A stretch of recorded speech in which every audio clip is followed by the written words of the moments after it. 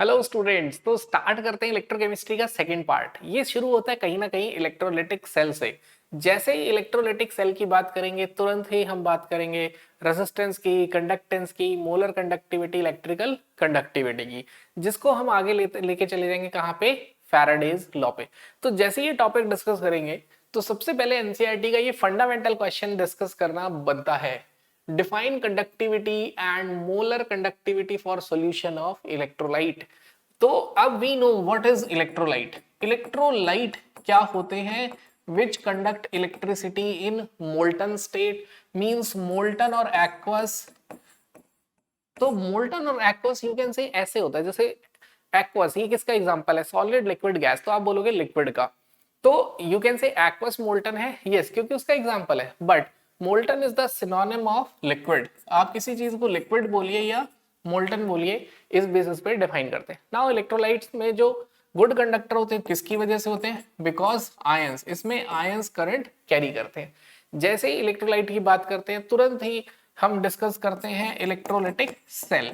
Electrolytic cell क्या करते हैं? इलेक्ट्रोलाइटिक सेल केमिकल एनर्जी को कन्वर्ट करते हैं इलेक्ट्रिकल एनर्जी में। मतलब यहाँ पर एक एक्सटर्नल बैटरी लगी होती है जो सॉल्यूशन में इलेक्ट्रॉन्स फ्लो करवाती है और आयंस के थ्रू पूरा इलेक्ट्रॉन एक सर्किट पूरा करता है। यानी कि इलेक्ट्रोलाइटिक सेल में इलेक्ट्रॉन्स फ्लो करते हैं इन इंटरनल सर्किट। ठीक है, इंटरनल सर्किट में इलेक्ट्रॉन्स फ्लो करते हैं किसकी हेल्प से? With the help of ions. Plus क्योंकि इलेक्ट्रोलाइटिक सेल में एक्सटर्नल बैटरी होती है, इट क्लियरली शोज कि इलेक्ट्रोलाइटिक सेल की जो रिएक्शंस होती हैं वो नॉन स्पॉन्टेनियस होती है। And obviously non spontaneous reaction का gives free energy delta G. Delta G क्या होगा? पॉजिटिव। एंड क्योंकि रिएक्शन नॉन स्पॉन्टेनियस है तो इसका ई नॉट सेल क्या होगा? नेगेटिव। राइट। तो अब हम डिस्कस करते हैं सेल के अंदर आयंस है, आयंस के बाद उनमें जो आयंस का कंडक्शन है उसे क्या बोलेंगे? तो ये जो करंट कैरिंग कैपेसिटी है that is called as conduction या कंडक्टेंस। अब यहाँ पे डिफाइन करते हैं conductivity. Conductivity is denoted by K. This is what? This is conduction by ions. ये कंडक्शन है किसके लिए? आयंस के द्वारा। Conduction by ions present in per unit volume. किसमें प्रेजेंट होना चाहिए? पर यूनिट वॉल्यूम। अब per unit volume it can be litre, it can be ml। तो per unit volume of solution में आयन जितना करंट कैरी करते हैं, this is conductivity. Means 1 litre solution में जितने आयंस होंगे या 1 ml सॉल्यूशन में जितने आयंस होंगे उनकी conduction current carrying capacity is called as conductivity. Now next is molar conductivity। what is molar conductivity? you can say molar conductivity क्या है? conduction by 1 molar ions। ठीक है, ये है conduction किससे? 1 molar ions से। when whole मतलब जो complete electrodes है वो dip होने चाहिए किसमें? electrolytes में। तो condition होती है when complete या total electrodes dip। Complete electrodes क्या होंगे? डिप्ड होंगे। एंड जो इलेक्ट्रोड्स होंगे उनके बीच का डिस्टेंस कितना होगा? That is distance between electrodes are 1 centimetre. तो इलेक्ट्रोड्स जो डिस्टेंस है इलेक्ट्रोड्स का 1 centimetre apart. Now next is discuss their variation with concentration. Concentration के साथ इनका क्या वेरिएशन है? तो सी मोलर कंडक्टिविटी, अगर मोलर कंडक्टिविटी क्या होती है? डिक्रीज होती है विद इंक्रीज इन कॉन्सेंट्रेशन। अगर आप कॉन्सेंट्रेशन इंक्रीज करते हैं तो मोलर कंडक्टिविटी डिक्रीज होती है। क्यों? कंसेंट्रेशन इंक्रीज होने का मतलब नंबर ऑफ मोल्स पर लीटर इंक्रीज होना। नंबर ऑफ मोल्स पर लीटर इंक्रीज होने का मतलब नंबर ऑफ आयंस पर लीटर इंक्रीज होना। अब आयंस पर लीटर को आप ऐसे समझिए, let's say this is a 1 litre solution. If initially it has 1 mole means Avogadro's number, तो केटायंस और एनायंस की स्पेसिंग लेट्स से ये है। बट अगर मैं इसका कंसेंट्रेशन इंक्रीज कर दे रहा हूं, यानी नंबर ऑफ मोल्स पर लीटर इंक्रीज कर दूंगा, तो मींस अगर नंबर ऑफ मोल्स पहले x थे तो मैंने डबल कर दिया या थोड़ा सा इंक्रीज, तो उस पर्टिकुलर सेम वॉल्यूम में, बिकॉज अगर मोलैरिटी ऐसे समझिए 0.1 मोलर मीन्स 1 लीटर सॉल्यूशन में 0.1 मोल्स है, 0.2 मोलर मीन्स 1 लीटर सॉल्यूशन में 0.2 moles, means number of ions in the same solution increase. अब नंबर ऑफ आयंस अगर सेम सॉल्यूशन में इंक्रीज हो जाएंगे तो पॉजिटिव और नेगेटिव क्लोज आ जाएंगे। अब कैटायन और एनायन क्लोज होंगे तो क्या होगा इनके बीच में, अट्रैक्शन। अगर ये इधर अट्रैक्ट करेंगे तो ऑब्वियसली इलेक्ट्रोड्स की तरफ इनका मूवमेंट थोड़ा सा कम हो जाएगा।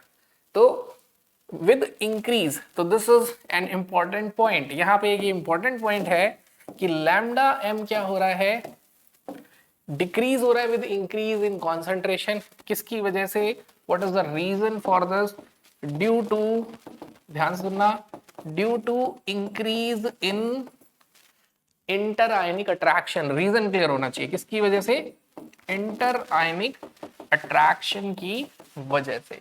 नाउ कंडक्टिविटी, कंडक्टिविटी का वेरिएशन क्या है, this is again important part कि कंडक्टिविटी का वेरिएशन क्या होता है। तो ध्यान रखिए, molar conductivity is inverse of concentration, ठीक है, because we all are aware of the formula molar conductivity is conductivity into 1000 by molarity, right. Now but conductivity is directly proportional to concentration. जो conductivity है वो क्या, concentration के directly है। Y, क्यों है, बिकॉज कंडक्टिविटी का डेफिनेशन अभी मैंने आपको बताया, ये क्या है, conduction of ions present in 1 litre of solution. अगर कॉन्सेंट्रेशन इंक्रीज होती है तो कॉन्सेंट्रेशन इंक्रीज होने से क्या हुआ, नंबर ऑफ आयंस पर लीटर ऑफ सॉल्यूशन इंक्रीजेस। क्या हुआ, नंबर ऑफ आयंस पर लीटर ऑफ सॉल्यूशन इंक्रीज। पर लीटर सॉल्यूशन में अगर पहले 0.1 मोल थे, means 0.1 mole times of Avogadro's number, means 10⁻22 थे, बाद में 0.2 हो गए, मतलब 2 टाइम्स ऑफ 10⁻22 हो गए, रिमेनिंग नंबर कांस्टेंट, तो number of ion same litre of solution में बढ़ गए।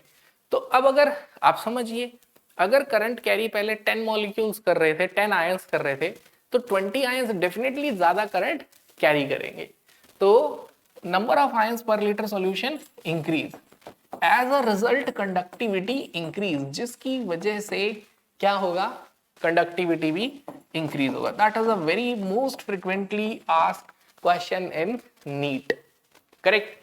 अब इसी चीज को पता है, कंसंट्रेशन इंक्रीज करने को ना आप रिवर्स भी समझ सकते हो। कैसे, by it means dilution. Concentration increase मतलब नंबर ऑफ आयंस इंक्रीज होना, कंसंट्रेशन डिक्रीज होना मतलब नंबर ऑफ आयंस पर लीटर सॉल्यूशन डिक्रीज होना। That can be done by dilution. तो ये देखिए लैम्डा एम और कंडक्टिविटी, मोलर कंडक्टिविटी और कंडक्टिविटी का रिलेशन ऑलमोस्ट क्या है, इनवर्स है विद कॉन्सेंट्रेशन। अब कॉन्सेंट्रेशन आप इंक्रीज कर रहे हैं तो मींस नंबर ऑफ मोल्स पर लीटर इंक्रीज हो रहे हैं। एट द सेम टाइम सोचिए, अगर आप किसी बीकर में वाटर ऐड करते जाते हैं तो नंबर ऑफ मोल्स तो सेम है, बट वॉल्यूम इंक्रीज होने की वजह से नंबर ऑफ मोल्स पर लीटर कीप्स ऑन डिक्रीजिंग, यानी कॉन्सेंट्रेशन डिक्रीज हो गई। तो इस डिक्रीज इन कॉन्सेंट्रेशन का रीजन क्या है, डाइल्यूशन। तो कई बार मोलर कंडक्टिविटी और कंडक्टिविटी का वेरिएशन कंसंट्रेशन से रिलेट करने के बजाय थोड़ा सा इनडायरेक्टली बोल देते हैं डाइल्यूशन। तो ये अंडरस्टैंड करते हैं what is the variation of molar conductivity. तो आपको समझना है कि वेरिएशन क्या है मोलर कंडक्टिविटी का डाइल्यूशन के साथ। What is the meaning of dilution, dilution का मतलब है addition of solvent. Let's try to understand this part, इस चीज को डायग्रामेटिकली समझने की कोशिश करते हैं। सी, इनिशियली ये फिक्स है कि वी हैव 1 मोल्स, 1 मोल्स का मतलब number of cations and anions are fixed and volume is 1 litre. अब मैंने इसमें थोड़ा सा सॉल्वेंट ऐड कर दिया है जिसकी वजह से वॉल्यूम इंक्रीज हो गया। वॉल्यूम इंक्रीज होने की वजह से प्लस माइनस के बीच का डिस्टेंस भी इंक्रीज हो गया। अब प्लस माइनस के बीच का डिस्टेंस इंक्रीज होने की वजह से क्या हुआ है, let's say we have electrodes dipped in it, इसमें हमने इलेक्ट्रोड डिप किए हुए। अब उसकी वजह से जो मूवमेंट होगा, अब छोटे मोटे एरर चला लेना, आई नो कि पूरा डिप होना चाहिए, ठीक है। तो अब क्या हुआ बताइए, कहाँ मूवमेंट ज्यादा होगा आयंस का, किधर ज्यादा होगा बताइए। तो ऑब्वियसली यहाँ प्लस माइनस में अट्रैक्शन ज्यादा है बिकॉज मॉलिक्यूल्स क्लोज है, यहाँ प्लस माइनस में अट्रैक्शन कम है बिकॉज मॉलिक्यूल्स अवे हैं। तो डाइल्यूशन से, यानी डाइल्यूशन मींस क्या, डिक्रीज इन कॉन्सेंट्रेशन से मोलर कंडक्टिविटी क्या होती है, इंक्रीज होती है। क्यों? क्योंकि इंटर आयनिक अट्रैक्शन डिक्रीज हो जाता है जिसकी वजह से आयंस फ्रीली मूव करते हैं। लेकिन ये कहानी थी स्ट्रॉन्ग इलेक्ट्रोलाइट की। तो इसका वेरिएशन दो तरीके से डिसाइड होता है। फर्स्ट विद स्ट्रॉन्ग इलेक्ट्रोलाइट, तो you can say for strong electrolyte वाले केस में क्या होगा, molar conductivity decrease increase with dilution. जो मोलर कंडक्टिविटी है वो डाइल्यूशन के साथ इंक्रीज होगा। What is the reason? Reason is due to increase in, क्योंकि स्पेस बढ़ गया, वॉल्यूम एक्स्ट्रा ऐड होने की वजह से ज्यादा स्पेस मिल रहा है, तो अब आयंस दूर हो गए, तो due to increase in conduct mobility, movement of ions, due to increase in mobility या movement of ions as a result of, किसकी वजह से, as a result of decrease in inter ionic attraction, right. लेकिन यहां से एक चीज समझ आती है, दोनों में एक चीज कांस्टेंट थी, नंबर ऑफ आयंस। अगर नंबर ऑफ आयंस इंक्रीज करेंगे तो विनिंग या dominating factor number of ions होगा, which is the different case in weak electrolyte. Weak electrolyte में क्या होता है, व्हेन यू डाइल्यूट, अगर आप चीजों को डाइल्यूट करते हैं तो लर्न दिस इक्वेशन, ये हमें पता है, आयनिक में पढ़ा है, K = C alpha square. Equilibrium में भी स्टडी करते हैं, तो equilibrium constant is C into में alpha square, where alpha is degree of dissociation. तो this degree of dissociation is equal to square root of K/C, where K is a constant, equilibrium constant, तो उस पर तो कोई dependence नहीं है क्योंकि कुछ भी करेंगे वो वैल्यू सेम रहेगी। What is concentration? N/V, which can be written as K N/V। यहां से क्लियरली दिख रहा है degree of dissociation square root of volume के डायरेक्टली प्रोपोर्शनल है। यानी अगर मैं सॉल्वेंट ऐड कर रहा हूं और वॉल्यूम इंक्रीज कर रहा हूं तो डिग्री ऑफ डिसोसिएशन इंक्रीज होगा। इंपॉर्टेंट पॉइंट आपको क्या ध्यान रखना है, this degree of dissociation is mainly defined for weak electrolyte, क्योंकि स्ट्रॉन्ग इलेक्ट्रोलाइट के लिए तो अल्फा होता है 1, मतलब 100% आयनाइजेशन, करेक्ट। तो in case of weak electrolyte क्या होगा, ऑन डाइल्यूशन पे मोलर कंडक्टिविटी, वर्ड सुनना ध्यान से, इंक्रीज शार्पली। मोलर कंडक्टिविटी क्या होगी, शार्पली इंक्रीज होगी। What is the meaning of dilution? Dilution का कहीं ना कहीं ये मतलब नहीं हुआ डिक्रीज इन कॉन्सेंट्रेशन। डाइल्यूशन का मतलब हुआ डिक्रीज इन कॉन्सेंट्रेशन, यानी आप वाटर ऐड कर रहे हैं तो वो सॉल्यूशन डाइल्यूट हो रहा है, मींस नंबर ऑफ मोल्स पर लीटर कम होता जा रहा है, बिकॉज वाटर ऐड करने में वॉल्यूम बढ़ा, वॉल्यूम के बढ़ने पे कंसेंट्रेशन कम हुई, तो डाइल्यूशन मतलब डिक्रीज इन कॉन्सेंट्रेशन।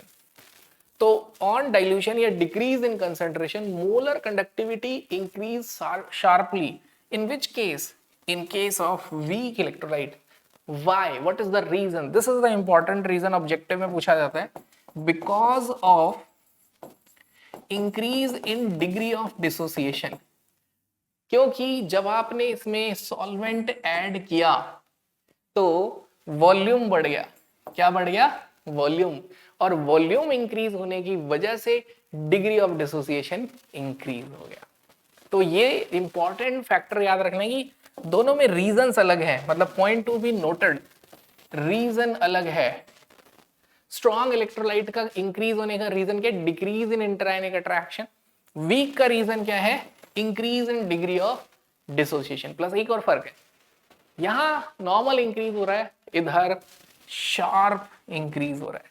क्या हो रहा है, शार्प इंक्रीज, ठीक है। नाउ ये सब चीजें कैसे पता चली, ये हमें पता चला डिबाय-हक्कल-ऑनसेगर इक्वेशन, जो बोलता है molar conductivity at given concentration is equal to the molar conductivity at infinite dilution. अब देखो, आप एटॉमिक स्ट्रक्चर में इनफाइनाइट वर्ड सुनते हैं, बहुत जगह में इनफाइनाइट वर्ड सुनते हैं। इसका मतलब ये नहीं होता कि एटम में बोला कि electrons are at infinite distance. इसका ये मतलब नहीं है कि न्यूक्लियस अगर अर्थ पे है तो इलेक्ट्रॉन प्लूटो पे है। इसका सिंपल सा मीनिंग है कि इतनी दूर है कि इंटरेक्शन जीरो है।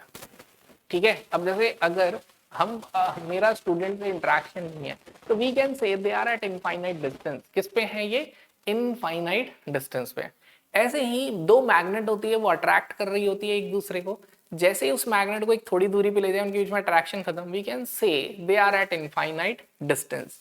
सेम वे अगर केटायन और एनायन में हम वाटर ऐड करते गए इनके बीच में इंटरआयनिक अट्रैक्शन कम होता जा रहा है, एक पॉइंट ऐसा आएगा इनके बीच में इंटरआयनिक अट्रैक्शन जीरो हो जाएगा, and this is called as infinite dilution. तो इनफाइनाइट डाइल्यूशन का मतलब ये नहीं है कि समुद्र से उठा के पानी डाल दिया। तो molar conductivity at infinite dilution minus B root C, where B is a constant depend over nature of electrolyte. तो एनसीईआरटी में ये मेंशन है कि अगर इलेक्ट्रोलाइट का नेचर सेम है, लाइक NaCl KCl, मींस अगर कोई इलेक्ट्रोलाइट AB टाइप है तो इन दैट केस इस कांस्टेंट की वैल्यू सेम होगी। ऐसे ही अगर कोई इलेक्ट्रोलाइट AB2 टाइप है तो उसके लिए इस कांस्टेंट B का वैल्यू भी क्या होगा? सेम होगा। This equation is called as Debye Huckel Onsager equation. इस इक्वेशन से ही हमने ग्राफ प्लॉट किया। तो लेट्स ड्रॉ ग्राफ। तो फटाफट हम ग्राफ ड्रॉ कर लेते हैं which shows variation of molar conductivity of weak electrolyte with at a given concentration with strong electrolyte. तो बताइए, अब आप मुझे बताइए, मैंने 2 पॉइंट ड्रॉ किए यहाँ पे, इसमें से बताइए कौन सा वीक है कौन सा स्ट्रॉन्ग। तो डेफिनेटली ये पॉइंट बता रहा है कि कंडक्शन की वैल्यू ज्यादा है, ये बता रहा है कम है मोलर कंडक्टिविटी की वैल्यू। तो जिसकी वैल्यू ज्यादा होगी वो होगा strong electrolyte, let's say KCl और NaCl।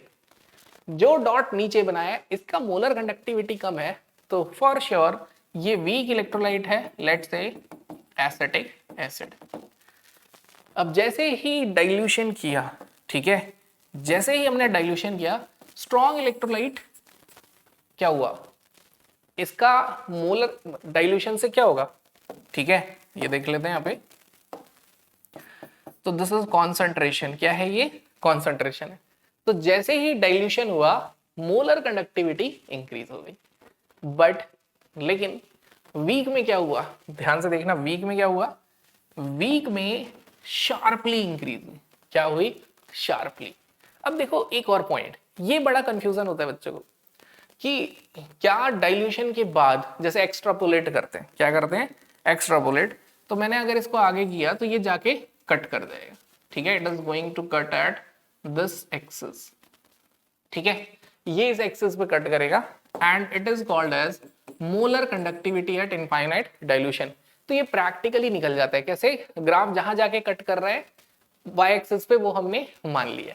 लेकिन ये जो वीक इलेक्ट्रोलाइट है इसके केस में अगर हम बात करें तो वीक इलेक्ट्रोलाइट के केस में अगर इसे एक्स्ट्रापोलेट कर दिया तो ये कहीं कट ही नहीं करता, ठीक है। तो एनसीईआरटी में जो कर्व है एक्स्ट्रापोलेट है, इसका ये मतलब नहीं है कि डाइल्यूशन पे वीक इलेक्ट्रोलाइट का कंडक्शन ज्यादा हो जाएगा।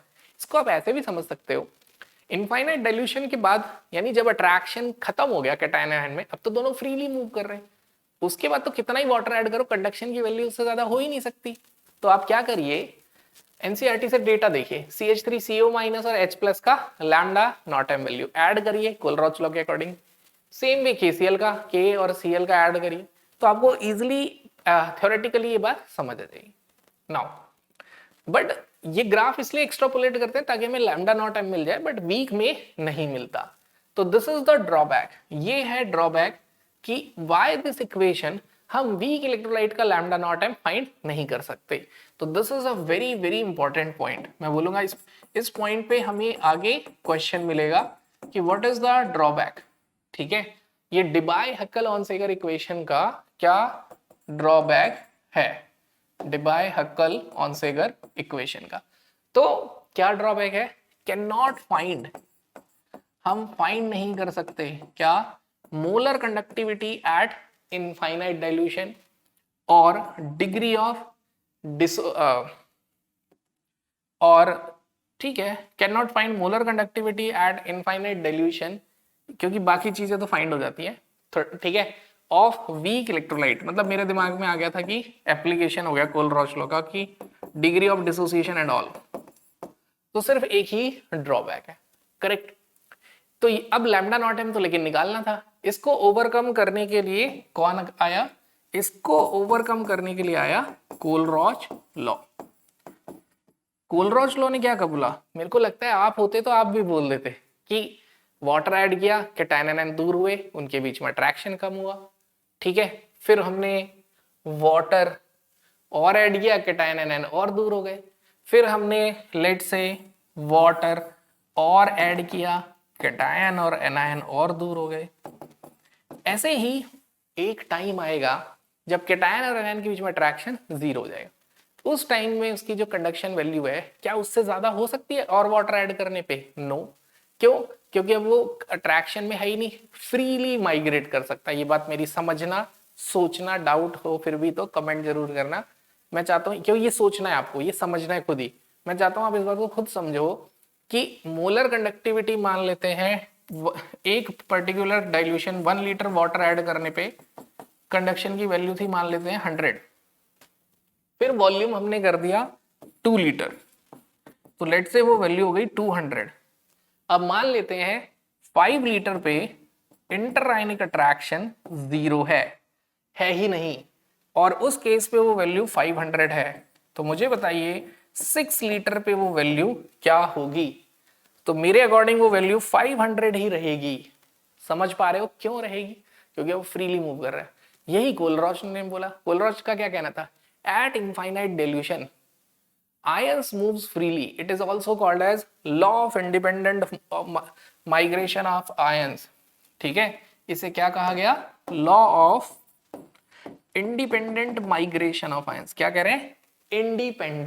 Independent migration. अब आप क्या ये बात कुछ नहीं सोच सकते कि जैसे ही वो इनफाइनाइट डाइल्यूशन पे हुआ सभी आयंस फ्रीली मूव करने लगे, करेक्ट। अब कुछ फॉर्मूले रिवाइज कर लेते हैं फटाफट, जो कि मेटालिक कंडक्टर से ड्राइव है। तो मेटालिक कंडक्टर में जो आप पढ़ते हैं ना कि resistance is directly proportional to rho L by A, तो वही हमारा इलेक्ट्रोलाइटिक सेल में भी लगता है कि resistance is directly proportional to rho L by A. बस चेंज क्या हो जाता है, मेटालिक कंडक्टर में एल होता है लेंथ ऑफ द वायर, और यहां पे ये हो जाता है distance between electrodes. This is very important point जो आपको पता होना चाहिए कि ये क्या है, distance between electrodes. What is A? A is surface area. A क्या है? सरफेस एरिया ऑफ इलेक्ट्रोड, ठीक है। इलेक्ट्रोड का सरफेस एरिया, कैसा भी इलेक्ट्रोड है, ज्यादा, अब जैसे एनसीईआरटी ने जो बनाया है वो थोड़ा सा रेक्टेंगुलर टाइप बनाया हुआ है, और कई बुक्स में ऐसे इलेक्ट्रोड स्फेरिकल सिलेंड्रिकल टाइप बना होता है, but overall A is the surface area.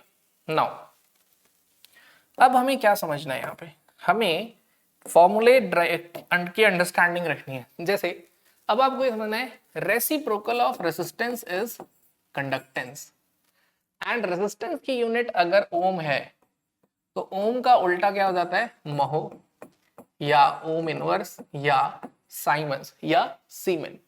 अब G equal to 1/R, same way reciprocal of resistivity is conductivity, also called as kappa. क्या कहा जाता है इसको? कापा। ये अगर कंफ्यूजन आ रहा है कौन किसका रेसिप्रोकल है, सीधे देख लो कौन किससे राइम कर रहा है। राइम मतलब this is resistivity, resistivity rhyme with conductivity, resistance rhyme with conductance. Okay, now कोई भी इलेक्ट्रोलाइटिक सेल होता है उसमें डिस्टेंस बिटवीन इलेक्ट्रोड सेम होता है, surface area of electrode same होता है। That's why this L by A is called as cell constant. क्या कहा जाता है इसे? Cell constant. और आपको पता है सेल जनरली छोटे होते हैं तो इसलिए उसकी यूनिट मीटर नहीं होगी, ज्यादातर यूनिट सेंटीमीटर होते हैं। This is centimetre square and this is centimetre. तो G स्टार की यूनिट सेंटीमीटर इनवर्स हो गई। तो जी स्टार की यूनिट हो गई, you can say centimetre inverse और metre inverse, in case metre mention हो तो। ठीक है, ये सब वर्क मैं बहुत जल्दी कर रहा हूं, आप खुद से स्क्रीन जैसे ही फिनिश हो स्क्रीन रोक के खुद से लिखना, जहां फंस जाओ फिर देखना, क्योंकि अभी सब खत्म कर देना है। ऐसा नहीं मैं लिख लेता हूं बाद में देखूं, बाद में टाइम नहीं मिलेगा। ठीक है, और अभी आप क्या करेंगे कि लिखते वक्त जो कंसेप्चुअल डाउट है या जो लग रहा है दोबारा देखना, उस पर 1 स्टार लगा दो। ठीक है, जो लर्निंग है उसके लिए कोई सिंबल बना दो, लेट से कि 5 स्टार सिंबल बना दो, कि 5 स्टार का मतलब हुआ कि ये लर्न करना है, सो दैट लास्ट मोमेंट पे वही चीजें देखें, क्योंकि पूरे नोट्स लास्ट मोमेंट पे रिवाइज नहीं होंगे। अब इसके बाद अगर हम बात करें तो हमें पता चल गया R is equal to rho L by A, तो अब आप कितने भी वेरिएशन बना सकते हो फॉर्मूले के, राइट। तो R is equal to rho L by A, तो यहां से हमारे पास वेरिएशन आ गया R is equal to rho G star, और R is equal to G star by K, और G star is equal to K by R. ठीक है, तो ये सारे फॉर्मूले आपको याद होने चाहिए। इस बोर्ड पे मैं जितने भी लिख रहा हूं, K into 1000 by molarity. Same way equivalent conductivity का फॉर्मूला भी याद होना चाहिए, के इंटू 1000 बाय नॉर्मेलिटी। ठीक है, नाउ उसके बाद यूनिट भी पता होनी चाहिए कि क्या यूनिट होती है। तो मोलर कंडक्टिविटी की यूनिट है एस सेंटीमीटर स्क्वायर पर मोल। ध्यान दो यहां पर सेंटीमीटर में है, इसीलिए ऊपर वैल्यू 1000 आई है। नाउ मैं चाहता हूं आप इस बात को सोचें, डोंट इग्नोर दिस पार्ट। सोचो कि क्यों ऊपर 1000 आया, या unit S centimetre square per मोल कैसे आई। सेम वे यहां भी सोचिए कि यहां यूनिट कैसे, सीमन यहां पे इक्विवेलेंट होगा तो सीमन सेंटीमीटर स्क्वायर पर इक्विवेलेंट आई।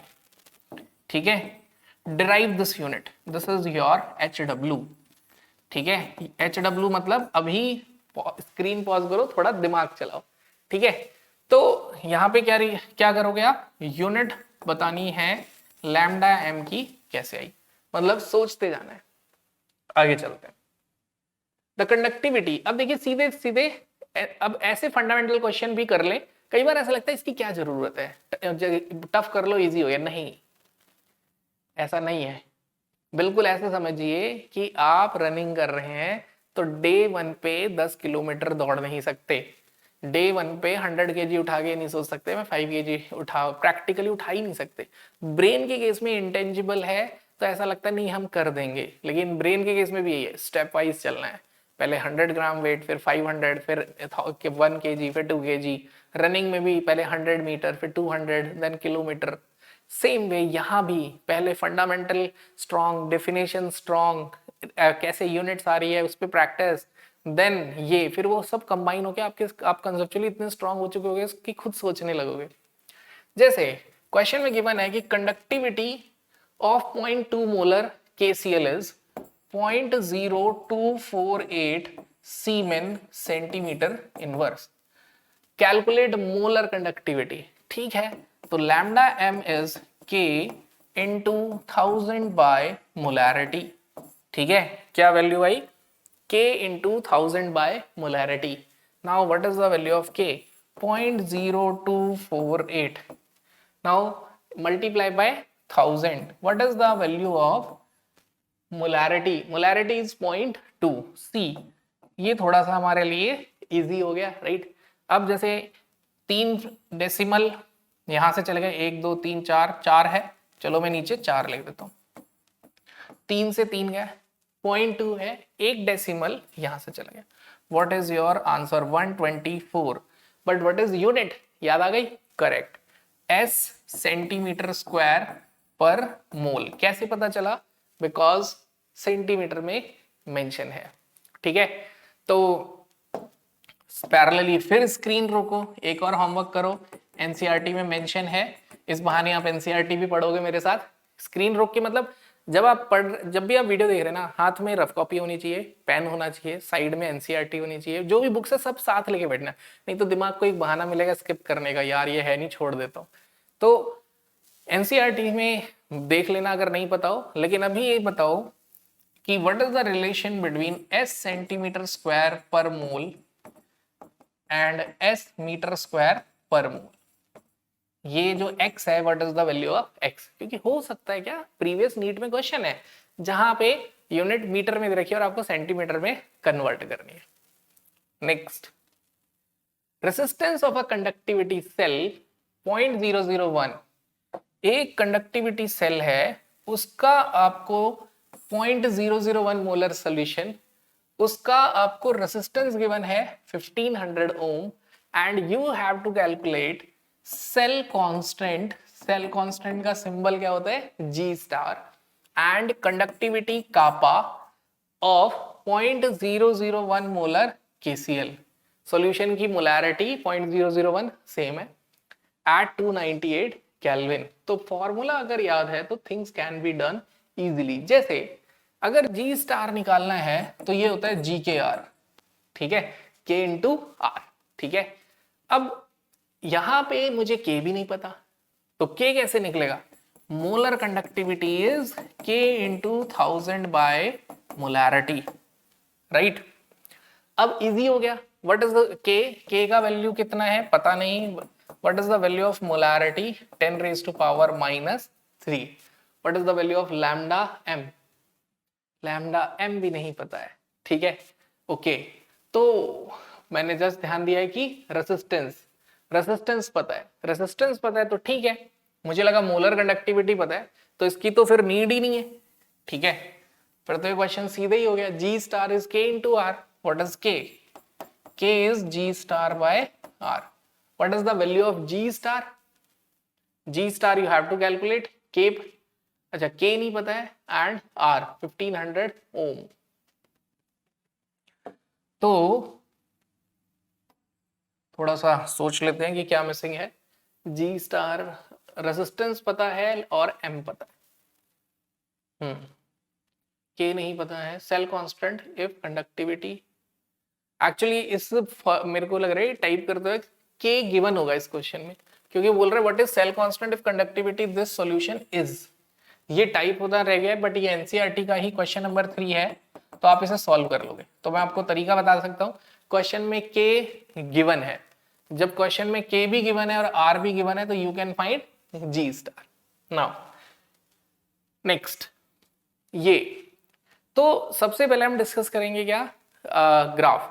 तो हमने आपको बताया फैक्टर्स अफेक्टिंग कंडक्शन में कि वेरिएशन बताया, तो ये मैंने एक क्वेश्चन उठाया है इसके उसका ये जेई का। तो इसमें क्वेश्चन में क्या बोल रहा है, मोलर कंडक्टिविटी, ध्यान से सुनना, क्वेश्चन में क्या कह रहा है, molar conductivity of weak electrolyte, important है weak electrolyte, when plotted against square root of concentration which is true.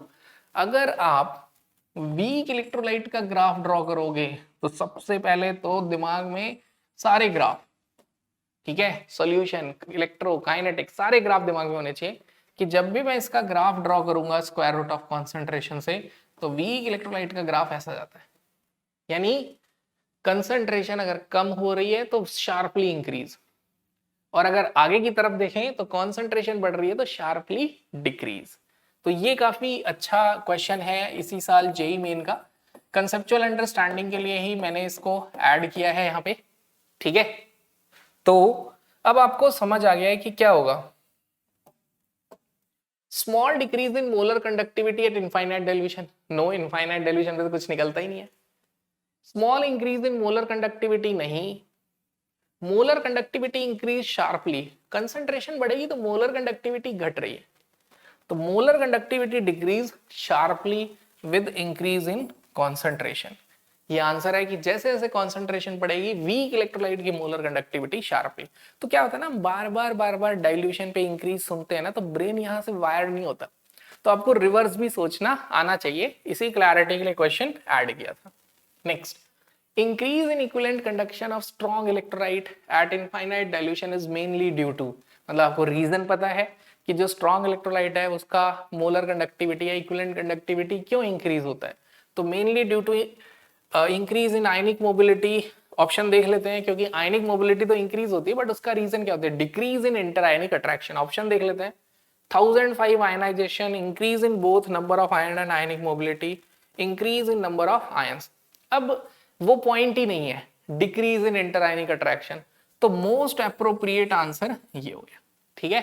But अगर ऑप्शन में वो भी है तो वो भी आंसर हो सकता है, तो ध्यान रखना है एक आंसर में भी अगला पेपर कोई भी हो कभी ना कभी तो ये ऑप्शन भी आ सकता है कि क्यों इंक्रीज हो रहा है, तो decrease in inter ionic attraction, decrease in inter ionic attraction. Okay, आगे चलते हैं।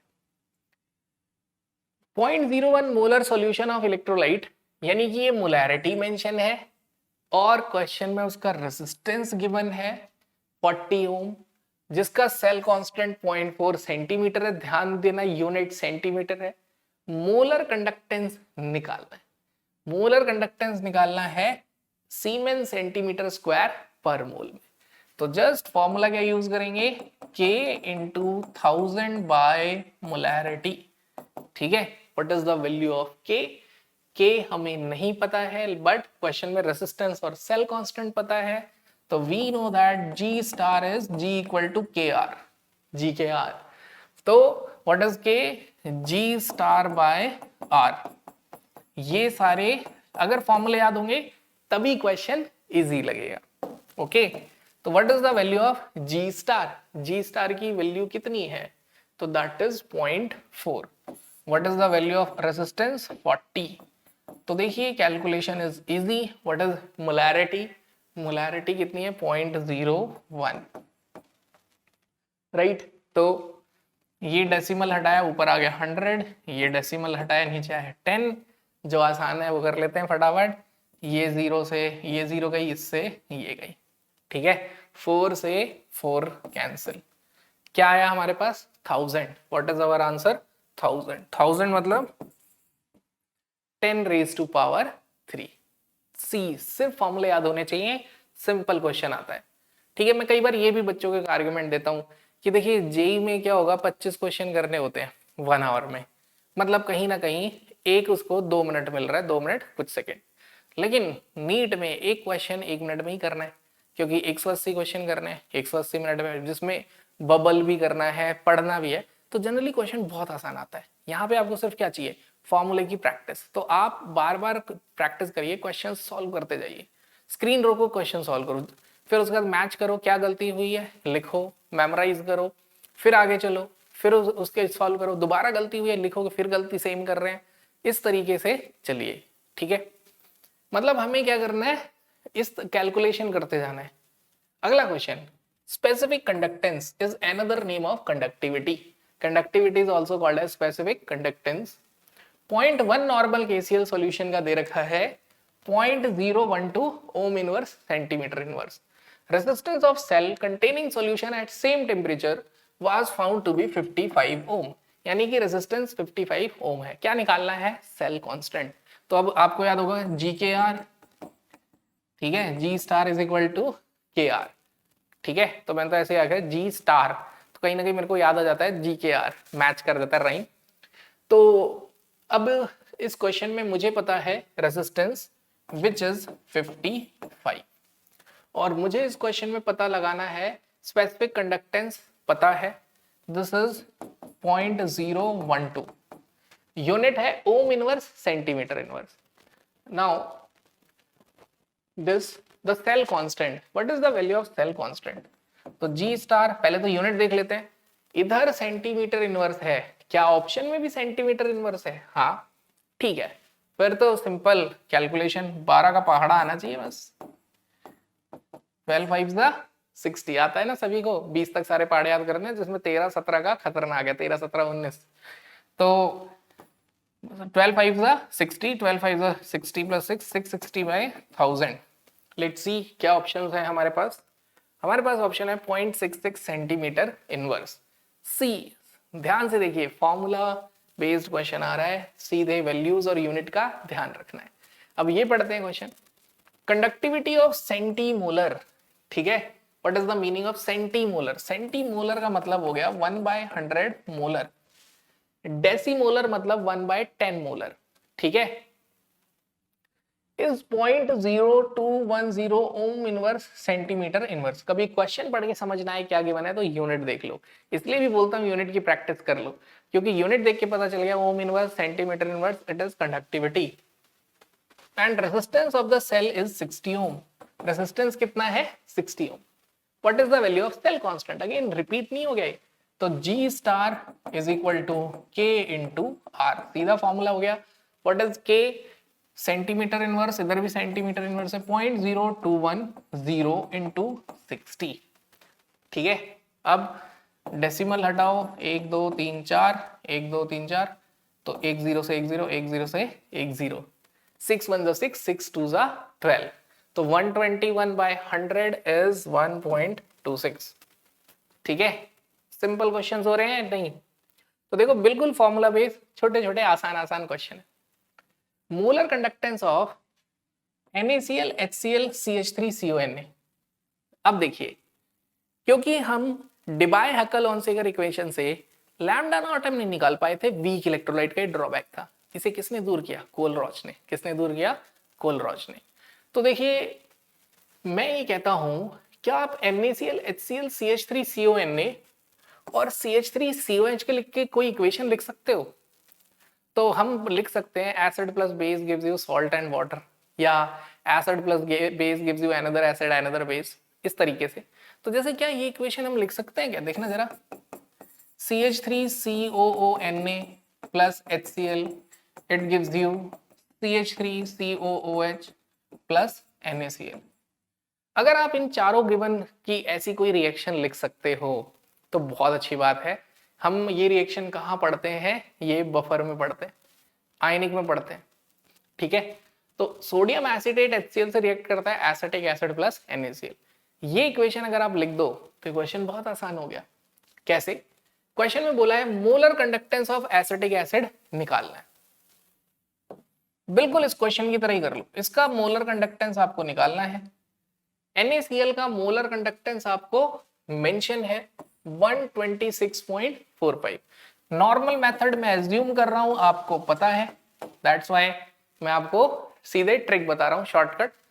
If this is equal to, क्योंकि नीट में टाइम सेव करना है, ये किसके इक्वल है? CH3CONa। What is the value of CH3CONa? 91।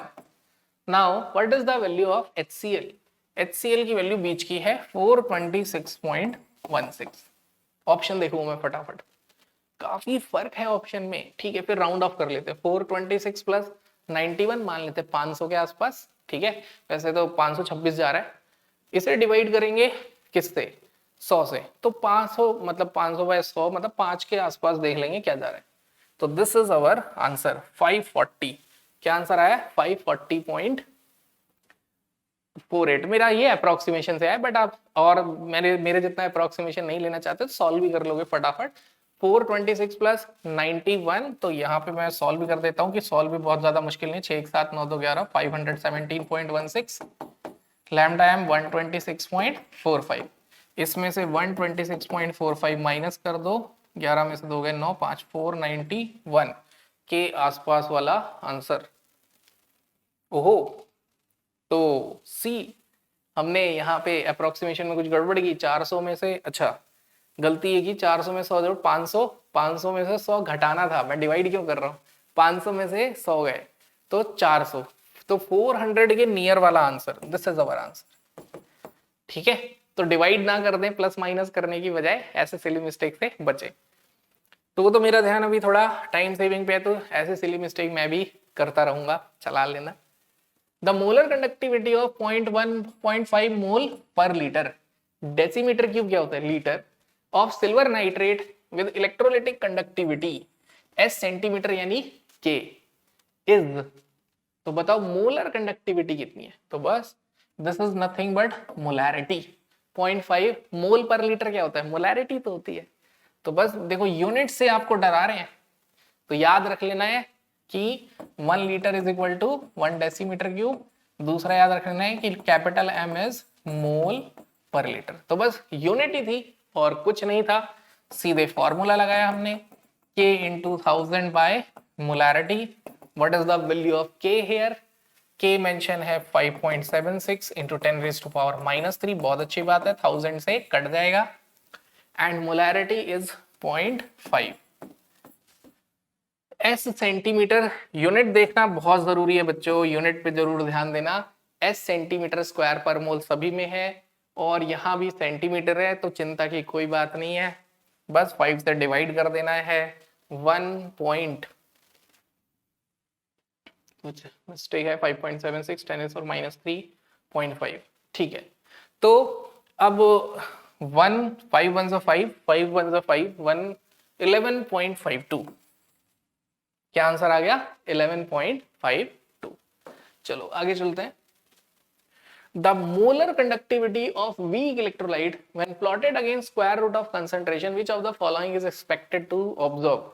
तो ये कह रहे हैं कि अगर वीक का प्लॉट ग्राफ कर रहे हैं तो क्या ऑब्जर्व होगा, मोलर कंडक्टिविटी, ये तो रिपीट हो गया।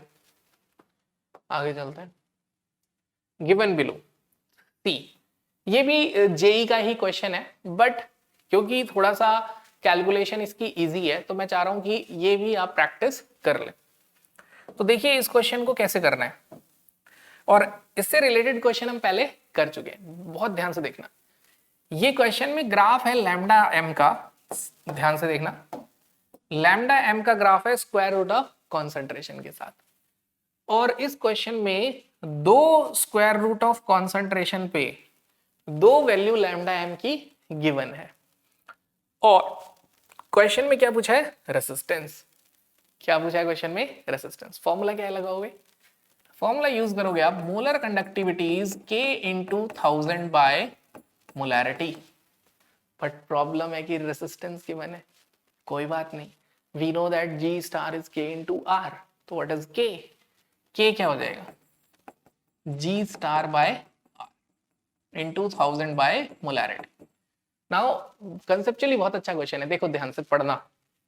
For higher concentration of KCl solution, मतलब खुद से बताओ क्या तुम्हारा मैथ्स इतना स्ट्रांग है कि 0.1 बड़ा है या 0.15। तो हायर कॉन्सेंट्रेशन यानी 0.15 के लिए, कॉन्सेंट्रेशन की बात कर रहे हैं तो स्क्वायर, ये भी ध्यान रखना है, this is square root of C। तो 0.15 के स्क्वायर वाली कॉन्सेंट्रेशन के लिए जो रेसिस्टेंस है, थोड़ी देर स्क्रीन से बाहर हो रहा हूं, वो रेसिस्टेंस है 100 ओम।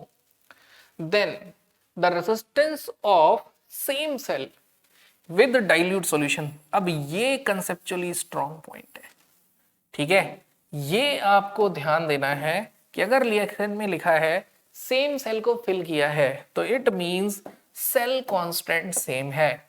सेल कांस्टेंट क्या है, सेम। तो डाइल्यूट सॉल्यूशन का रेसिस्टेंस है X, बताओ क्या होगा। तो देखिए हम दो यूनिट बनाएंगे, दो इक्वेशन। पहली इक्वेशन ये होगी, मैं इसको लिख देता हूं यहां पे, G स्टार बाय R, ठीक है।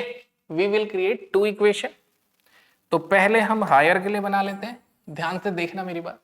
इसका कॉन्सेप्ट है, अगर सेम सेल लिखा है तो दोनों के लिए सेल कांस्टेंट सेम है, और यही हमें हेल्प करने वाला है। तो पहली इक्वेशन लिखता हूं, हायर कॉन्सेंट्रेशन के लिए रेसिस्टेंस है 100 ओम, और हायर कॉन्सेंट्रेशन का ये लैम्डा एम भी गिवन है। तो lambda M is 100, G star is G star and resistance is 100 ohm. Resistance कितना है, 100 ohm, multiply by 1000 by molarity. Molarity कितनी है 100 के लिए 0.15, इट इज 0.15 का स्क्वायर। समझ आए, वाई स्क्वायर। काफी अच्छा क्वेश्चन है, बहुत सारे कंसेप्ट आपके क्लियर कर देगा, जेई का है, और लेकिन बिल्कुल फॉर्मूला बेस्ड है तो रेलेवेंट है अपने नीड से। Now this is equation 1। Now let's take equation 2। तो इक्वेशन 2 क्या कह रहा है कि अब अगर 0.1 है तो लैम्डा एम की वैल्यू 150 है, तो this is 150, G star, resistance is X जो हमें कैलकुलेट करना है, मल्टीप्लाई बाय 1000 बाय 0.1 का स्क्वायर। देखिए सीधा फॉर्मूले में रखना है और डिवाइड कर देना है। तो कभी भी एक वैल्यू निकाल के दूसरे में सब्स्टिट्यूट करने वाली गलती मत करना, हमेशा डिवाइड करो, जो जो कैंसिल हो रहा है कर दीजिए। तो G स्टार से G स्टार गया, 1000 से 1000 आ गया। अब देखो क्या मिला, 100/150 इज इक्वल टू, देखिए ये जो x है वो ऊपर आ जाएगा, 100 नीचे आ जाएगा। सेम वे 0.15 का स्क्वायर नीचे आ जाएगा और 0.1 का स्क्वायर ऊपर। ठीक है, अब उसके बाद हम क्या करेंगे, एक जीरो से एक जीरो कैंसिल हुई, ये 100 इधर आया तो ये 0.15 हो गया। तो मतलब मैं आपको देखो, दिस इज 100, तो ये कई बार थोड़ा सा प्रॉब्लमेटिक हो जाता है अपने लिए, तो चलो ठीक है, मैं x को रख के सब कुछ यहां ले आता हूं। तो सी x को मैंने यहीं रख दिया है, बाकी सब मैं इधर ला रहा हूं। तो 10 मल्टीप्लाई बाय 100, 0.15 का स्क्वायर मतलब 0.15 into 0.15 divided by 15 into 0.1 multiply by 0.1, 0.1 का स्क्वायर भी ओपन। नाउ ट्राई कैलकुलेशन, तो ये 2 डेसिमल हटी, 100 कैंसिल हो गया, 15 से 15 कैंसिल हो गया, 2 डेसिमल 0.1 हट गया, 15 into 10 150। This is our answer. क्या आंसर आ गया, 150। करेक्ट। स्क्रीन रोक के दोबारा से इसे सॉल्व करो। ठीक है, नाउ अब जब हमने हकल डिबाई हकर लोन से अगर इक्वेशन पढ़ा, तो उसके बाद हमने उसका ड्रॉबैक पढ़ा कि वीक इलेक्ट्रोलाइट का हम कैलकुलेट नहीं कर सकते हैं molar conductivity at infinite dilution. उसको फॉलो करने के लिए आया कोलरॉच लॉ। तो लर्न दिस डेफिनेशन, कोलरॉच लॉ की डेफिनेशन याद करो। एक डेफिनेशन तो हम याद करके बैठे हैं, क्या, कि molar conductivity of any salt AX/BY, कोई सॉल्ट एट इनफाइनाइट डाइल्यूशन किसके इक्वल होगा, उसकी इनफाइनाइट डाइल्यूशन पे उस सॉल्ट कैटायन की जो कंडक्शन होगी प्लस इनफाइनाइट डाइल्यूशन पे उसके एनायन की जो कंडक्शन होगी multiply by number of ions present in it. उसके बाद मल्टीप्लाई करना है कि उसके अंदर कितने आयंस प्रेजेंट है। This is in terms of molar conductivity at infinite dilution. But यहां क्वेश्चन पूछा है किसमें, on the basis of equivalent conductivity. देखो ऑप्शंस पढ़िए, ठीक है, मैं थोड़ी देर के लिए स्क्रीन से अलग हो जाता हूं ताकि आप ध्यान से, पूरी स्क्रीन पे ऑप्शन है तो पढ़ ले। तो क्या लिखा हुआ है देखो, first option finite dilution, finite. अब जैसे फाइनाइट लिख दिया ना, मैं ए ऑप्शन आगे पढ़ूंगा भी नहीं क्योंकि ये इनफाइनाइट पे ट्रू है। सेकंड पढ़ता हूं, infinite dilution each ion makes definite contribution to equivalent conduction of electrolyte depending on the nature of other ion of electrolyte. हर आयन का कंट्रीब्यूशन है, लेकिन क्या वो दूसरे आयन के नेचर पे डिपेंड करता है, नहीं, ऐसा नहीं है। Third, infinite dilution each ion makes definite contribution to conductance of electrolyte whatever be the nature of other ion of electrolyte. Infinite dilution पे हर आयन का अपना कंट्रीब्यूशन है, ठीक है, टू कंडक्टेंस। ये बात सही होती है अगर वो ये भी बोल देता also depends on number of ions present. आगे चलते हैं, infinite dilution each ion makes definite contribution to conductance. अब यहाँ इक्विवेलेंट कंडक्टेंस लिख दिया है of an electrolyte whatever be the nature. तो दिस इज अवर आंसर।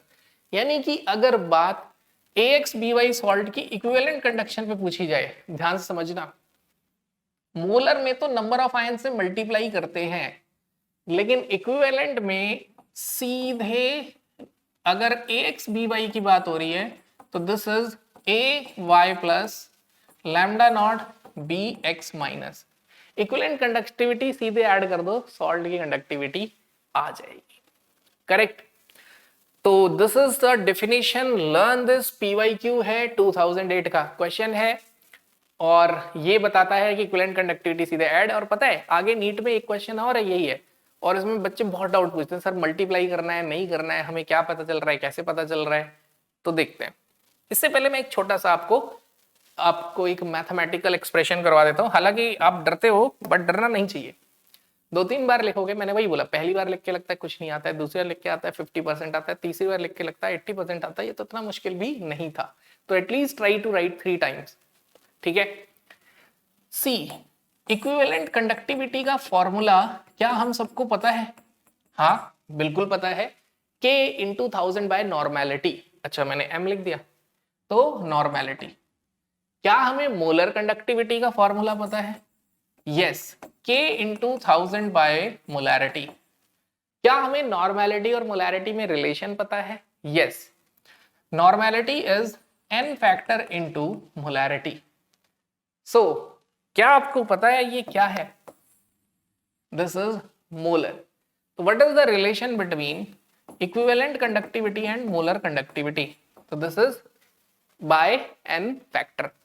अब समझो बड़े ध्यान से, अगर आपसे molar conductivity Al2SO4 whole thrice की पूछी जाती तो आप कैसे लिखते? ध्यान से देखो, तो आप ऐसे लिखते 2 times of lambda naught of Al3 plus, sulphate ion कितने 3, तो 3 times of lambda naught of SO4 2 minus.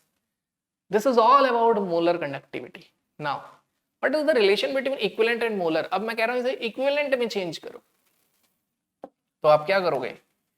Equivalent conductivity is molar by n factor. ये सारी वैल्यू लैम्डा m ही तो है, तो बताइए what is the relation between lambda m और lambda q? Lambda eq into n factor. तो ये क्या हो जाता? 2, इसका n फैक्टर कितना है? n factor of cation is charge on ion, n factor of anion is charge on anion, और वो हमेशा पॉजिटिव होता है। तो 3 into lambda eq of Al3 plus, plus sulphate का कितना है 3, तो 2 times of lambda eq of SO4 2 minus. तो क्लियरली 6 कॉमन आ रहा है, तो अंदर क्या है? Lambda eq of Al3 plus plus lambda eq of SO4 2 minus. मैंने 6 कॉमन ले लिया है। ये किसके इक्वल है? ये भी तो मोलर कंडक्टिविटी है, तो मैं इसको क्या कर दूंगा? Molar conductivity of Al2SO4 whole thrice. What is the n factor of Al2SO4 whole thrice? Salt का n फैक्टर होता है टोटल चार्ज ऑन कैटायन और एनायन, तो इसका n फैक्टर क्या है? 6।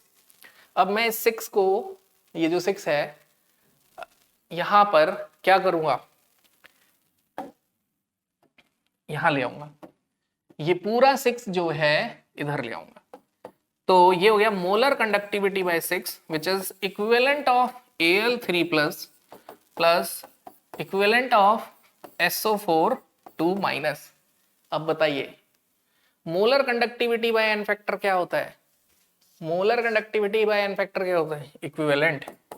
तो बताओ इक्विवेलेंट ऑफ कोई भी सॉल्ट हो, उसका वैल्यू हमेशा कैटायन और एनायन के इक्विवेलेंट के सम के होता है। तो आप इस तरीके से इसे समझ भी सकते हैं। ठीक है, स्क्रीन रोकिए, खुद से लिखिए। ठीक है, टाइम नहीं है हमारे पास। तो ये हो गया कोलरॉच लॉ, ये भी हो गया। Next, limiting molar conductivity of ammonium hydroxide. Ammonium hydroxide की लिमिटिंग मोलर कंडक्टिविटी किसके इक्वल है? अगेन क्वेश्चन में देखते हैं क्या क्या गिवन है। लेट्स सी, NH4Cl गिवन है और NaCl गिवन है और NaOH गिवन है। ठीक है, क्या इससे कोई रिएक्शन लिख सकते हैं? तो मुझे लगता है लिख सकते हैं। NH4Cl salt plus NaOH base, it react to give another base plus another salt। ये आयनिक में लिखते थे।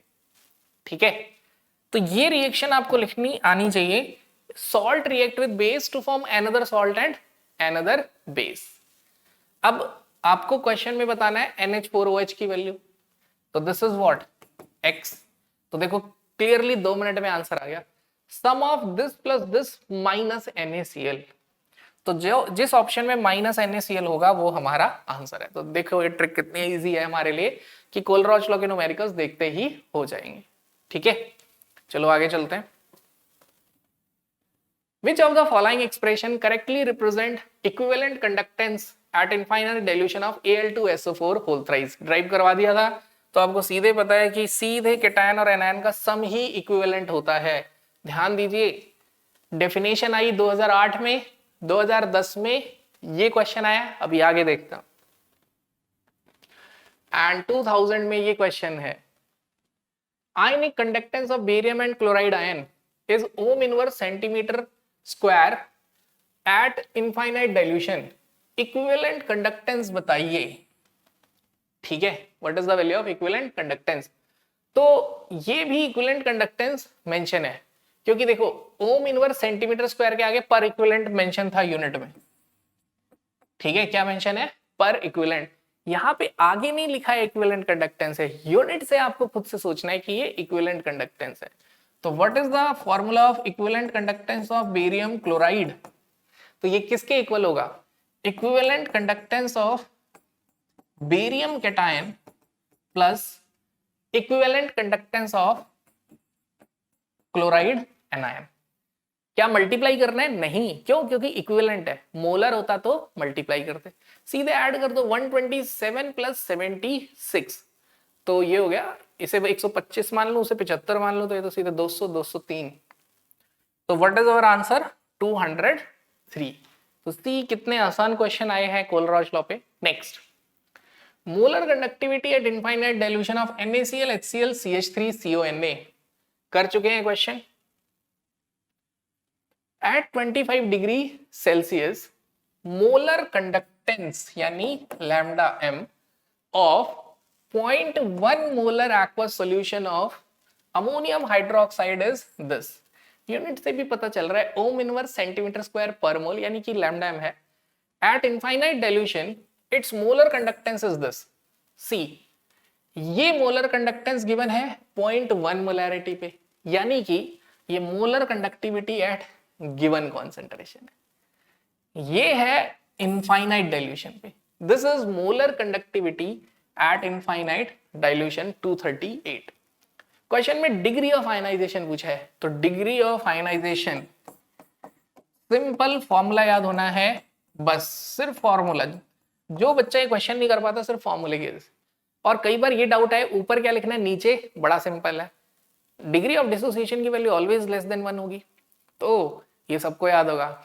अगर डिनोमिनेटर न्यूमरेटर से छोटा होगा, तो अगर डिनोमिनेटर न्यूमरेटर से छोटा होगा तो आंसर क्या होगा, लेस देन 1।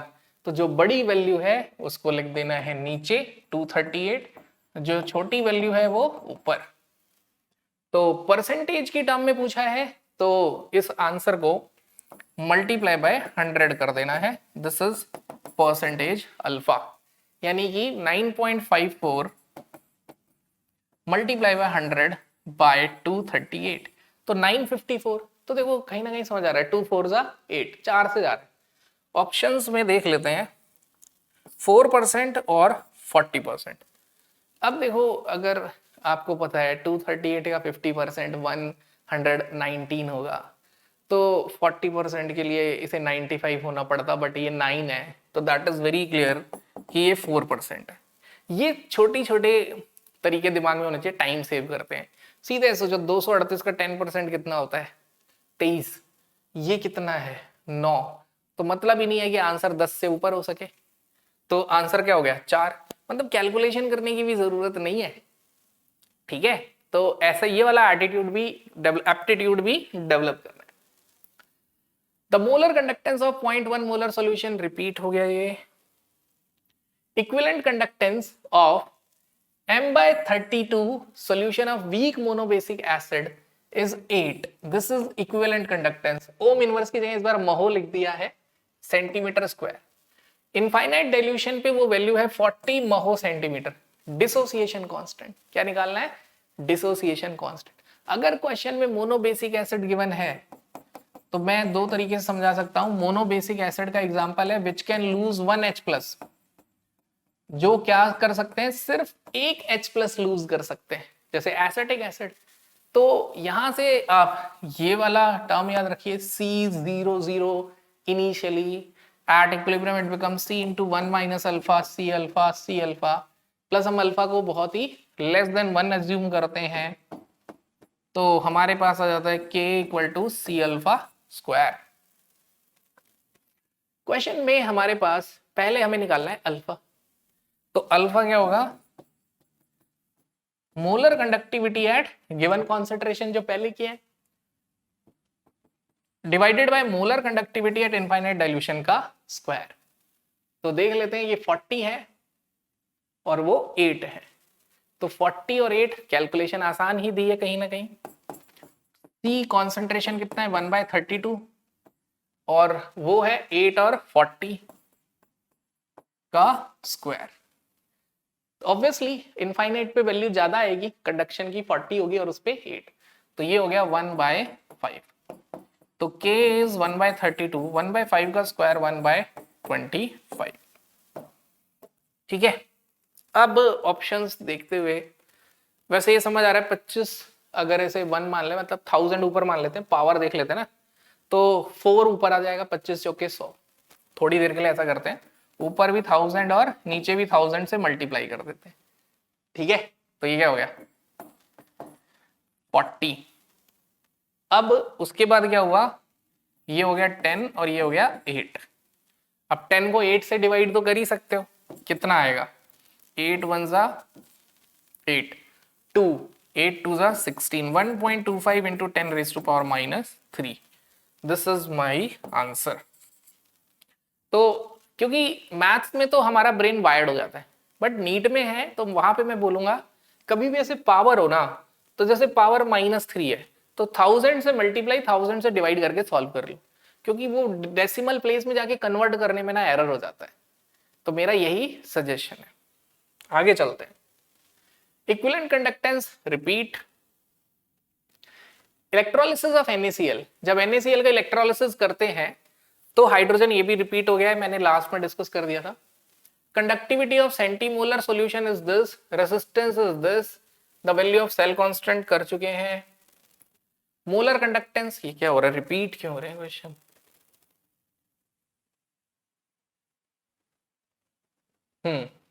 नाउ अब आते हैं फैराडेज लॉ पे। तो इलेक्ट्रोलिसिस हमने पढ़ा, प्रोडक्ट ऑफ इलेक्ट्रोलिसिस का डिस्कशन हम पहले वाले पार्ट में कर चुके हैं।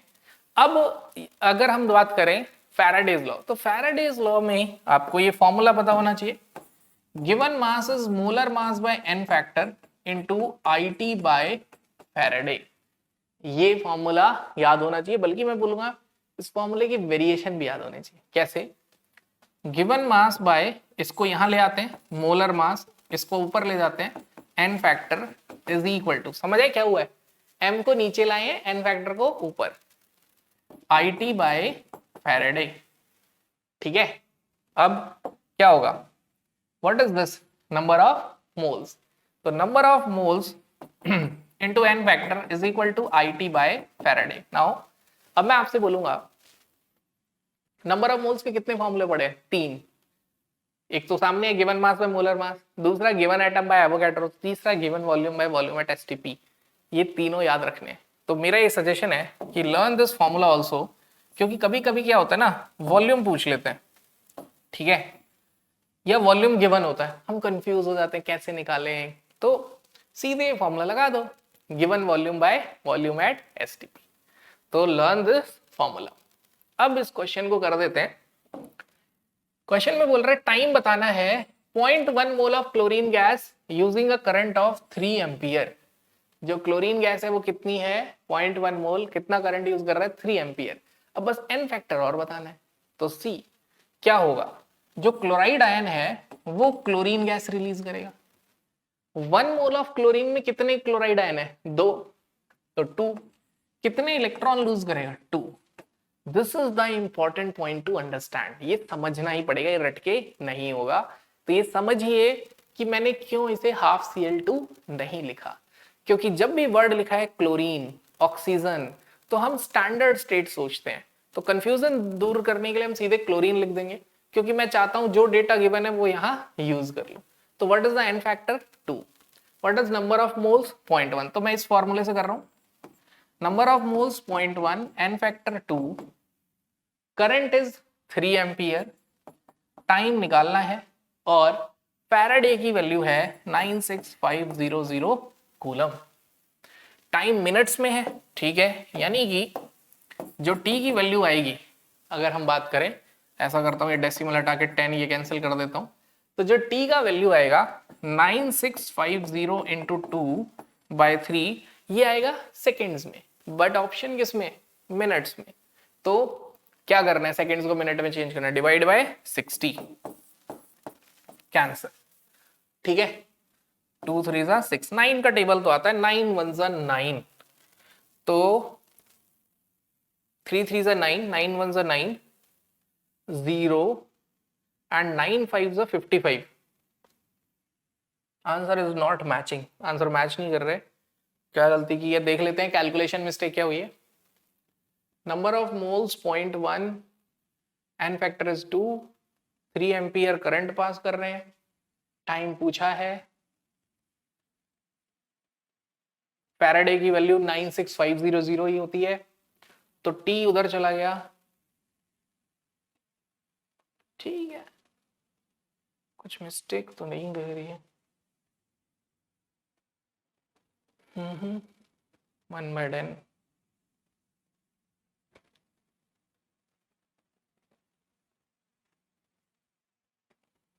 But answer is not matching. 110 minutes आ रहा है और हमारा आंसर आ रहा है 965/9।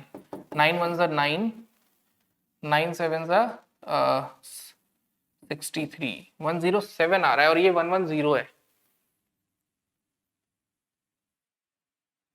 आइएस हो सकता है, आप भी ट्राई कर लेना। मेरे हिसाब से तो इसका आंसर 107 मतलब 110 मान लेते हैं क्लोज। ठीक है, क्योंकि मैं ऐसे सोच पा रहा हूँ कि 110 मिनट्स का मतलब हो गया 990 सेकेंड्स। तो ये 990 मतलब रिवर्स सॉल्व कर लें कि ये वैल्यू देके मोल्स आ जाए। तो देखो कभी ऑप्शन चेक करना है तो ये वाला तरीका भी आप यूज कर सकते हो, क्योंकि क्या है ना आजकल क्या है, आप गूगल करते हो हर जगह अलग अलग आंसर मिलते हैं। तो वेरीफाई करने का तरीका बता रहा हूँ। मान लेते हैं कि इसका आंसर 110 सही होता, तो 110 मिनट को सेकंड में चेंज करो। करंट 3 एम्पियर है, 110 minute multiply by second 60, 96500। Number of moles है 0.1 और एन फैक्टर है 2, तो मैं नंबर ऑफ मोल्स निकालूंगा और एन फैक्टर इज 2। सी, अगर एन की वैल्यू 0.1 आनी होती तो ये सीधे 3, अगर हम बात करें 3 3 is 9, 3 2 is 6, मतलब ये जो वैल्यू है ना 965 into 2, ये ऊपर मल्टीपल और नीचे मल्टीपल सेम आता, बट ऐसा नहीं आ रहा है, देख लो आप। ठीक है, तो हमने वेरीफाई कर लिया कि 11 3 जा 33, 33 6 18, 198 डिवाइडेड बाय 2 5 जा 10, 2 6 जा 12, 13, 2 9 जा 18 एंड 19। ये 193 है, ये 198, तो ठीक है, मतलब 1110 अप्रोक्सीमेट हमारा आंसर 107 से मैच करा दे। Next, the number of electrons delivered at cathode during electrolysis by a current of 1 ampere. अगर 1 एम्पियर करंट 60 सेकेंड्स के लिए पास करें तो कितने इलेक्ट्रॉन्स डिलीवर होंगे। तो देखो सबसे पहले तो आपको याद रखना है चार्ज क्या होता है। ठीक है, चार्ज होता है करंट इनटू टाइम। क्लियर है। अब फिर उसके बाद फिजिक्स से पता करना है what is quantization of charge, कि E 1.6 जो होता है उससे नीचे चार्ज हो ही नहीं सकता, डिवाइड ही नहीं कर सकते, स्मॉलेस्ट यूनिट है ये। यानी चार्ज को जो हमने डिवाइड किया है ना, सबसे छोटा फैक्टर वो E माना है। तो Q is equal to number of electrons multiply by charge on electron which is equal to IT। ये फिजिक्स से आया और ये भी फिजिक्स से आया। तो क्वेश्चन में पूछ रहा है कितने इलेक्ट्रॉन्स डिलीवर होंगे, यानी N की वैल्यू पूछिए। करंट इज कितना, करंट है 1 ampere, time is 60 seconds. Electron पे चार्ज कितना होता है 1.6 इंटू 10⁻⁻90। ठीक है, अब यहां पे अगर हम देखें तो ये डेसिमल हटाया 600, ये कैंसिल कर देते हैं 300/8। ठीक है, इंटू 10⁻19। तो बस 8 का टेबल तो आता ही है, 8 3 जा 24 और 6 रिमाइंडर 8 7 जा तो 37, यानी कि दिस इज अवर आंसर।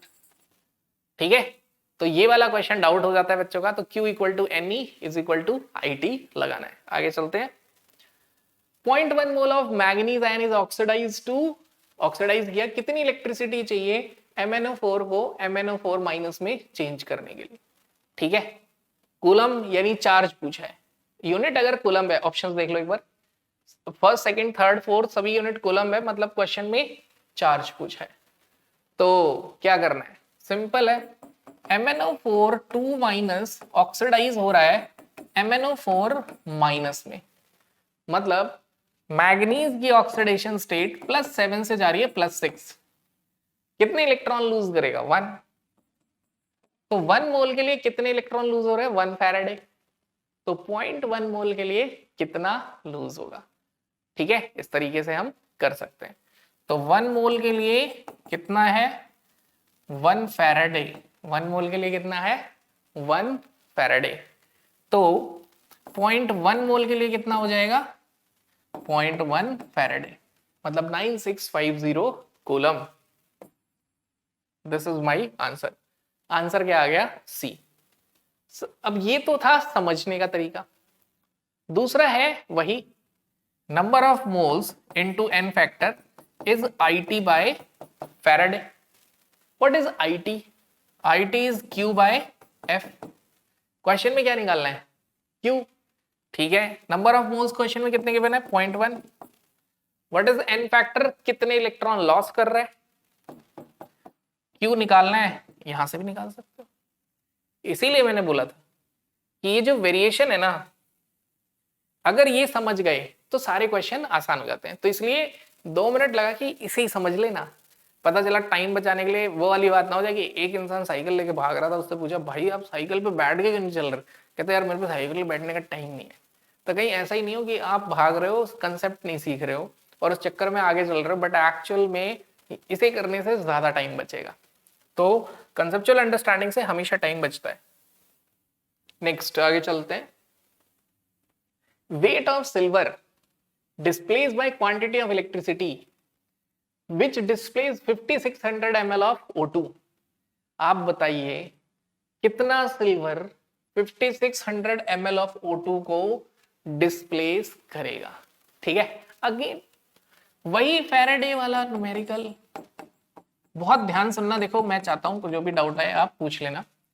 ये फॉर्मूला क्या है? Number of moles into n factor which is IT by Faraday. अब एक बात बताओ, number of moles into n factor क्या होता है? इक्विवेलेंस। यही तो होता है। यहां भी लॉ ऑफ इक्विवेलेंस लगा दो, यानी कि equivalence of silver is equal to equivalence of oxygen gas. Equivalence का फॉर्मूला क्या होता है? Number of moles into n factor, number of moles into n factor. What is the n factor of atom? Valency. Silver पे कितना charge होता है? +1। तो इसका n फैक्टर कितना होगा बच्चों? इसका n फैक्टर होगा 1। ऑक्सीजन, एटम का n फैक्टर होता है वैलेंसी, मॉलिक्यूल का n फैक्टर होता है वैलेंसी इनटू एटॉमिसिटी। ऑक्सीजन की वैलेंसी होती है 2। ठीक है, अगर 2 इलेक्ट्रॉन गेन कर ले तो ऑक्टेट ऑक्सीजन का कंप्लीट हो जाता है। तो O2 की एटॉमिसिटी क्या होगी? 2। तो 2 इंटू 2, ऑक्सीजन मॉलिक्यूल का n फैक्टर 4। कौन सा साल का क्वेश्चन है? 2014 का। 2 into 2 4। Now what is the number of moles? Number of moles का फॉर्मूला क्या होता है? क्वेश्चन में वॉल्यूम मेंशन है, तो given volume by volume eight STP. STP में कितना वॉल्यूम होता है? 22,400 ये आ गया। और पूछा गया है क्वेश्चन में वेट, नंबर ऑफ मोल्स का वेट की टर्म में फॉर्मूला बताओ। Given mass of silver bye molar mass of silver which is 108। Now calculation. अब कैलकुलेशन तो इजी है, 2 0 से 2 0, 56 को 4 से मल्टीप्लाई करो। मोल कॉन्सेप्ट में प्रैक्टिस करते करते समझ आ जाता है कि दिस इज 4। फिर ये भी समझ आ गया कि 2 2 सा 4 और 4, तो W कितना आ गया? 108 ग्राम। Understand this part. थोड़ा सा मोनोलॉग चल रहा है, मैं बोलता जा रहा हूं, आप सुनते जा रहे हो। इसको समझने की कोशिश करिए। स्टिल डाउट है कमेंट करिए। और वैसे मैं समझा देता हूं कि क्यों मैंने लॉ ऑफ इक्विवेलेंस लगाया। क्योंकि इलेक्ट्रोलिसिस जब हो रहा होता है तो करंट होता है कांस्टेंट, दोनों इलेक्ट्रोड पे सेम करंट। अगर एक ही बीकर में सब कुछ है तो करंट सबका सेम पास हो रहा है, तो लॉ ऑफ इक्विवेलेंस से दोनों के इक्विवेलेंस भी बराबर आ जाते हैं। Try this method, very easy. अगर ये आपको समझ आ गया बहुत टाइम बचाएगा आपका। Next, 0.5 ampere current pass through silver nitrate solution for 100 minute. Mass of silver deposited, equivalent weight of silver nitrate is 108। what is equivalent weight? molar mass by n factor। तो कुछ नहीं करना है, फॉर्मूला लगा देना है, given mass by molar mass, molar mass into IT by Faraday. Question में calculate करना है 0.5 एम्पियर करंट पास कर रहे हैं, कितना सिल्वर डिपॉजिट होगा, ठीक है। तो this you have to calculate. Equivalent weight क्या होता है, molar mass by n factor which is 108। What is the value of current in the question, question में करंट की वैल्यू कितनी है 0.5 एम्पियर। क्वेश्चन में टाइम की वैल्यू कितनी है 100 मिनट, हम तो सेकंड्स में जाएंगे, तो 100 इंटू 60 डिवाइड बाय 96500, ठीक है। ये डेसिमल गया, ये जीरो गई, 2 जीरो से ये 2 जीरो गई, 965 को 5 से डिवाइड करेंगे 193 गया, 108 को 6 से मल्टीप्लाई करना इजी है, 648 193। मैं इसको थोड़ी देर के लिए ऑप्शन देखूंगा, फर्क काफी ज्यादा है, यानी अप्रोक्सीमेशन हो सकता है, तो इसको मैं 200 मान लूंगा। 200 मानते ही 3.2 आंसर आ जाएगा, तो आंसर इज 3.375। क्योंकि 200 माना है, डिनोमिनेटर बड़ा किया है लेकिन डिनोमिनेटर छोटा है, तो मेरा तो आंसर 3.2 आ रहा था, तो बटा आंसर 3.2 से ज्यादा होगा, तो आंसर इज बी। आगे चलते हैं, रिपीटेड है, ये क्या हो रहा है, ये रिपीट क्यों हो रहे हैं क्वेश्चंस। नेक्स्ट क्वेश्चन सी, ये भी फॉर्मूला बेस्ड, तो स्क्रीन रोको, सॉल्व करो। How many grams of cobalt, यानी W निकालना है, when a solution of cobalt 2 chloride, focus on this 2, इस पे फोकस करो। देखो नीट में हम बहुत घबराते सर एन फैक्टर पता नहीं चल रहा, देखो लिख के दे दिया है सीधे कि दिस इज एन फैक्टर 2। इसे करंट कितना पास किए 10 एम्पियर, कितने टाइम के लिए 109 मिनट्स के लिए। तो बताओ, ऑप्शन देख लेते हैं, ऑप्शन देख के लग रहा है कि अप्रोक्सीमेशन कर सकते हैं, देख लो आप भी option 0.66420, yes we can do approximation. तो हम क्या करने वाले हैं, फॉर्मूला लिखेंगे, given mass is molar mass by n factor into IT by Faraday.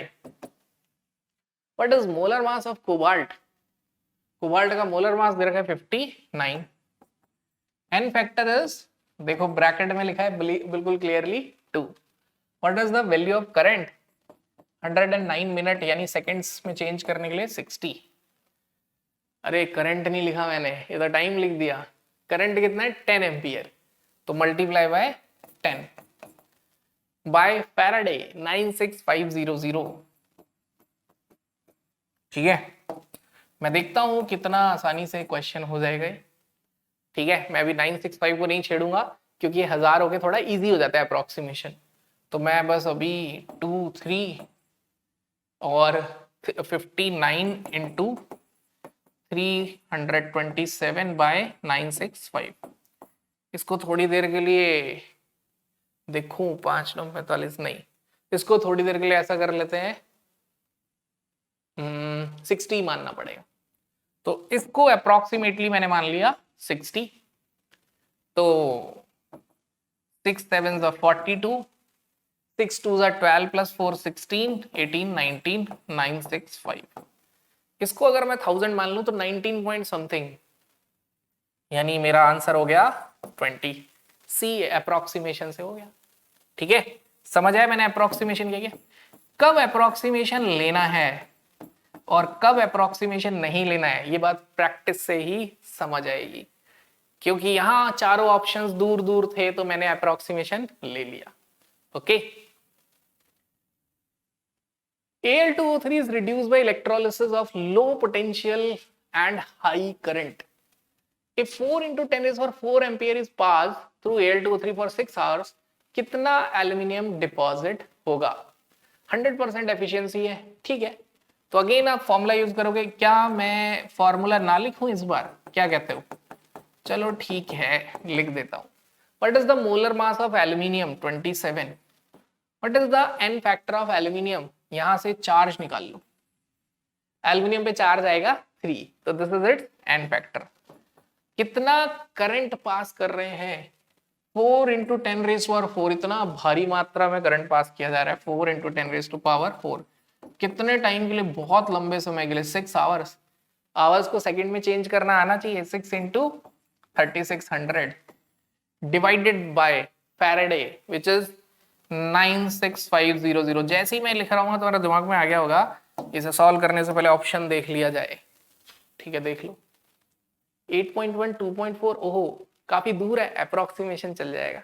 ठीक है, तो 3 9 27, 2 0 गई।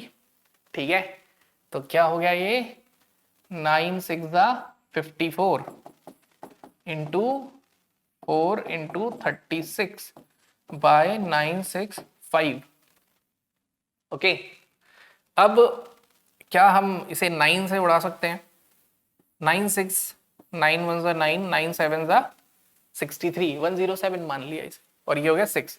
तो 6 4 अब 4 से भी काट देते हैं, अप्रोक्सीमेट 25 या 26 ले लेते हैं। ठीक है, अब ये हो गया 26 और ये हो गया 6 6 6 36, 6 3 20, 6 3 18 प्लस 3 21, 216 बाय 26, इसे 25 मान लेते हैं। 25 8 200 होता है। 25 8 200 मतलब दिस इज माय आंसर, ये मेरा आंसर हो गया। ठीक है, अब आप बोलोगे सर आपके आंसर में तो 10⁴ है नहीं, तो मैं बोलूंगा क्या होता है, टाइम बचाने के चक्कर में ना मैं प्रिंटिंग एरर बहुत कर देता हूँ। ये देखो कि 10⁴ लिखना भूल गया। ठीक है, तो मैं यहां लिख देता हूँ। ओके, आगे चलते। कोई टाइम बचाते बचाते एग्जाम में टाइम मत बचाना इतना, पहले इतनी प्रैक्टिस कर लेना, सही आंसर आ जाए। 4.5 gram of aluminium is deposited at cathode from Al3 plus solution. The volume of hydrogen produced, very nice question. Volume of hydrogen produced at STP from H plus ions by same quantity of electric charge, यानी same charge पास कर रहे हैं। तो देखो जरा, क्या तुम्हें याद आया? Number of moles n factor is equal to IT by Faraday, याद आया? Number of moles into n factor IT by Faraday.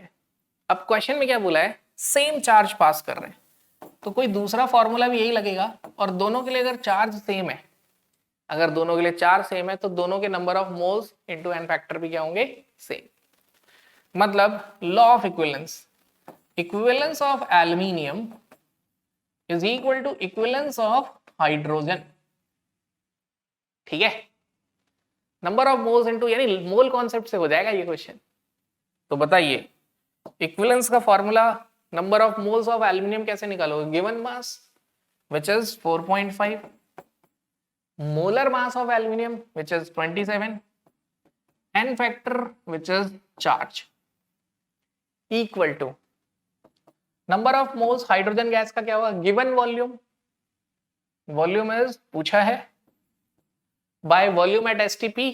Option देखते हैं, वॉल्यूम लीटर में है। अगर ऑप्शन में वॉल्यूम लीटर में बोला है तो मैं यहां वॉल्यूम लिख दूंगा 22.4 multiply by n factor. n factor atom का क्या होता है? वैलेंसी। हाइड्रोजन की वैलेंसी होती है 1, मॉलिक्यूल का n फैक्टर क्या होता है? Valency into atomicity. हाइड्रोजन की वैलेंसी 1, एटॉमिसिटी 2, 1 इंटू 2 2। तो बस वक्त आ गया क्या कैलकुलेशन करने का। तो C, डेसिमल हटाया 10, 9 5 45, 9 3 27, 3 से 3 गया, ये गया 2 से 11.2।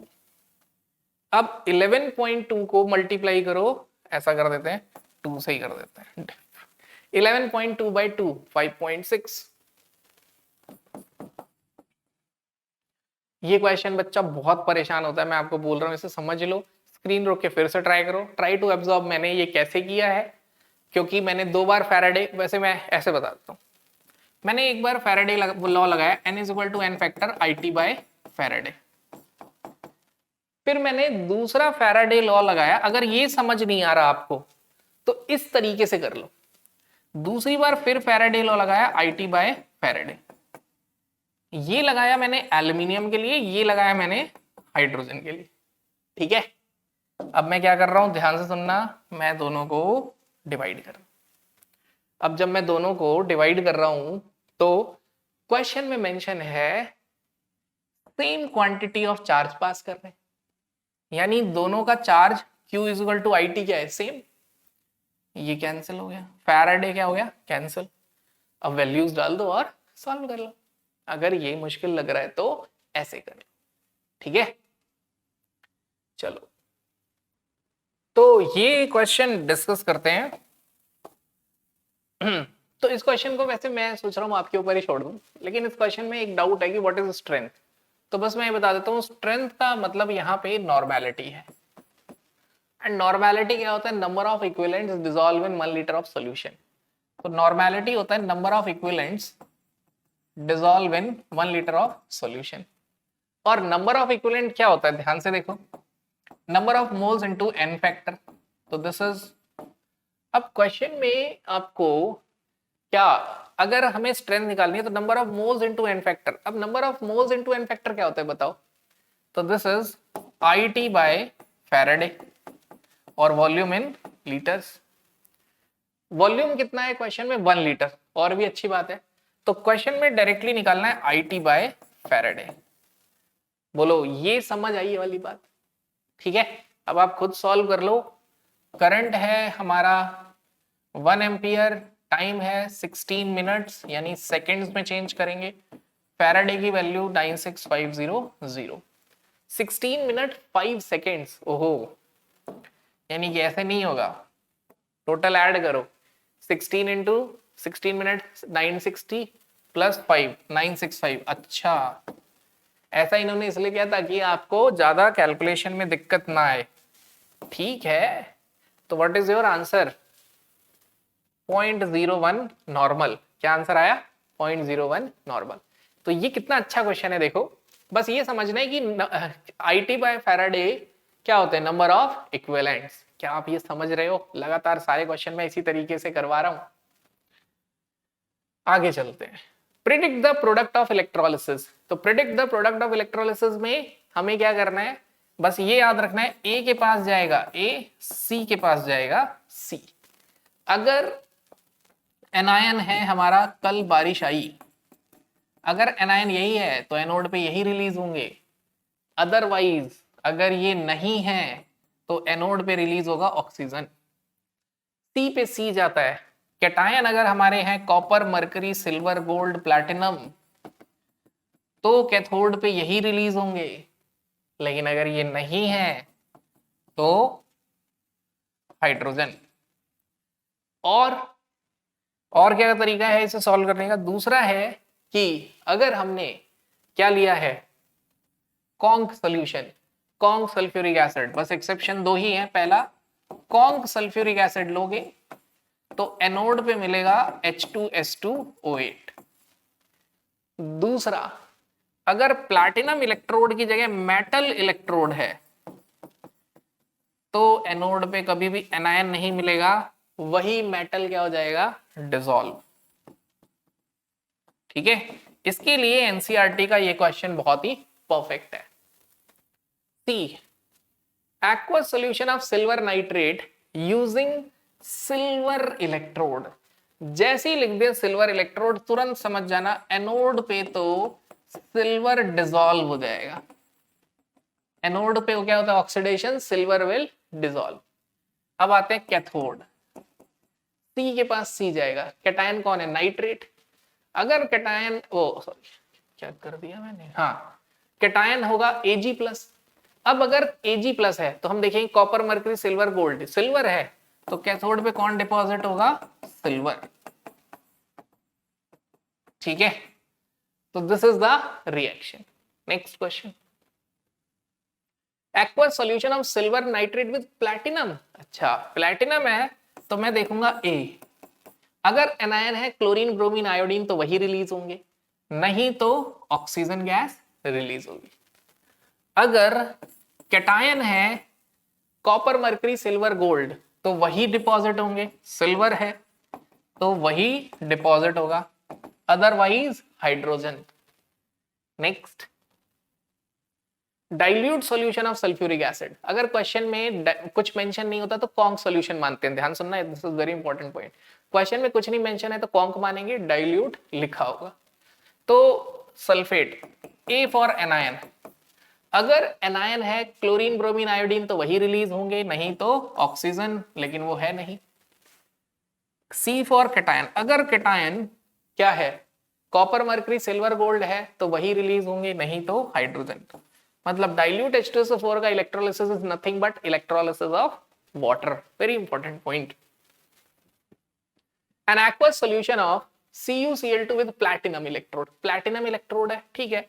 अब मैं जाऊंगा ए, अगर एनायन क्लोरीन ब्रोमीन आयोडीन है तो वही रिलीज होंगे, तो एनायन तो क्लोरीन ही है, तो क्लोरीन ऑक्सीडाइज होगा, chlorine gas will release at anode. अगर cation copper mercury silver gold है तो वही होगा, तो वही है कॉपर, तो copper will deposit at cathode. ठीक है, आगे चलते हैं।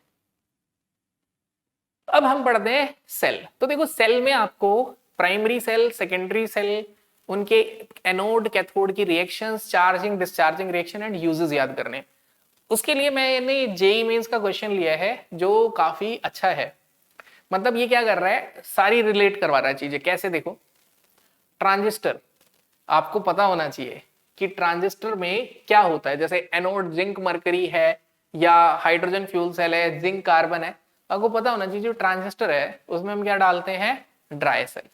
तो ड्राई सेल जो है वो क्या होता है, जिंक और कार्बन का बना होता है।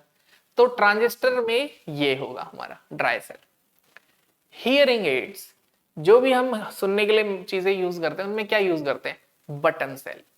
अब आपको पता होना चाहिए कि बटन सेल में कौन होता है। तो देखो अगर कंफ्यूजन हो कभी भी कि बटन सेल में क्या होगा, तो बटन सेल में मरकरी होता है। इसका स्कूल में पढ़ते हैं तो क्वेश्चन आता है, why mercury cell always give a constant voltage. तो क्या आपको पता है कि मरकरी सेल का यूज क्या है, mercury cell is also called as button cell, ये पता होना चाहिए। उसका यूज हियरिंग एड्स में, तो कैसे रिलेट करवाए। तो बटन सेल वाला एग्जांपल ये है। इन्वर्टर, क्या आपको पता है इन्वर्टर में क्या यूज होता है, यस रिचार्जेबल सेकेंडरी सेल। अब सेकेंडरी सेल दो होते हैं, nickel cadmium battery, lead storage, option में लेड है। अपोलो स्पेसशिप, स्पेसक्राफ्ट में कौन सा सेल यूज होता है, फ्यूल सेल। कौन सा है, हाइड्रोजन ऑक्सीजन फ्यूल सेल। तो in this way transistor is A and hearing aid is B, inverter is lead storage battery and aircraft is this. तो A3B1, A3B1 और कोई नहीं है, तो this is our answer, right. Next, in a typical fuel cell reactant और product given है। Typical fuel cell में आपको रिएक्टेंट और प्रोडक्ट मेंशन है। मतलब फ्यूल सेल की रिएक्शन याद रखो, तो फ्यूल सेल की रिएक्शन क्या होती है, hydrogen plus oxygen gives you water, तो this is our answer. A device that convert energy of combustion of fuel like hydrogen and methane into electrical energy. This is the definition of fuel cell. किसका definition है, fuel cell का। तो cell का definition efficiency, ये direct याद करना है। वैसे फिजिक्स में हम पढ़ते हैं efficiency क्या होता है, output by input. What is input, input क्या होता है, टोटल एनर्जी जो कि डेल्टा एच होता है। आउटपुट क्या होता है, यूजफुल एनर्जी जो कि गिव्स फ्री एनर्जी होता है। What is your answer? B. Correct. तो सीधे ये हमारा एनसीईआरटी में एक ही जगह गिवन है कि एफिशिएंसी फ्यूल सेल की हाई होती है, वहीं ये मेंशन है। Next is corrosion. Corrosion is an electrochemical phenomena. ये एनसीईआरटी का इंटेक्स का लास्ट क्वेश्चन है। इंटेक्स मतलब जो शॉर्ट एग्जांपल होते हैं लास्ट, उसमें लाइन है rusting of iron is a electrochemical phenomena. बिल्कुल सही बात है।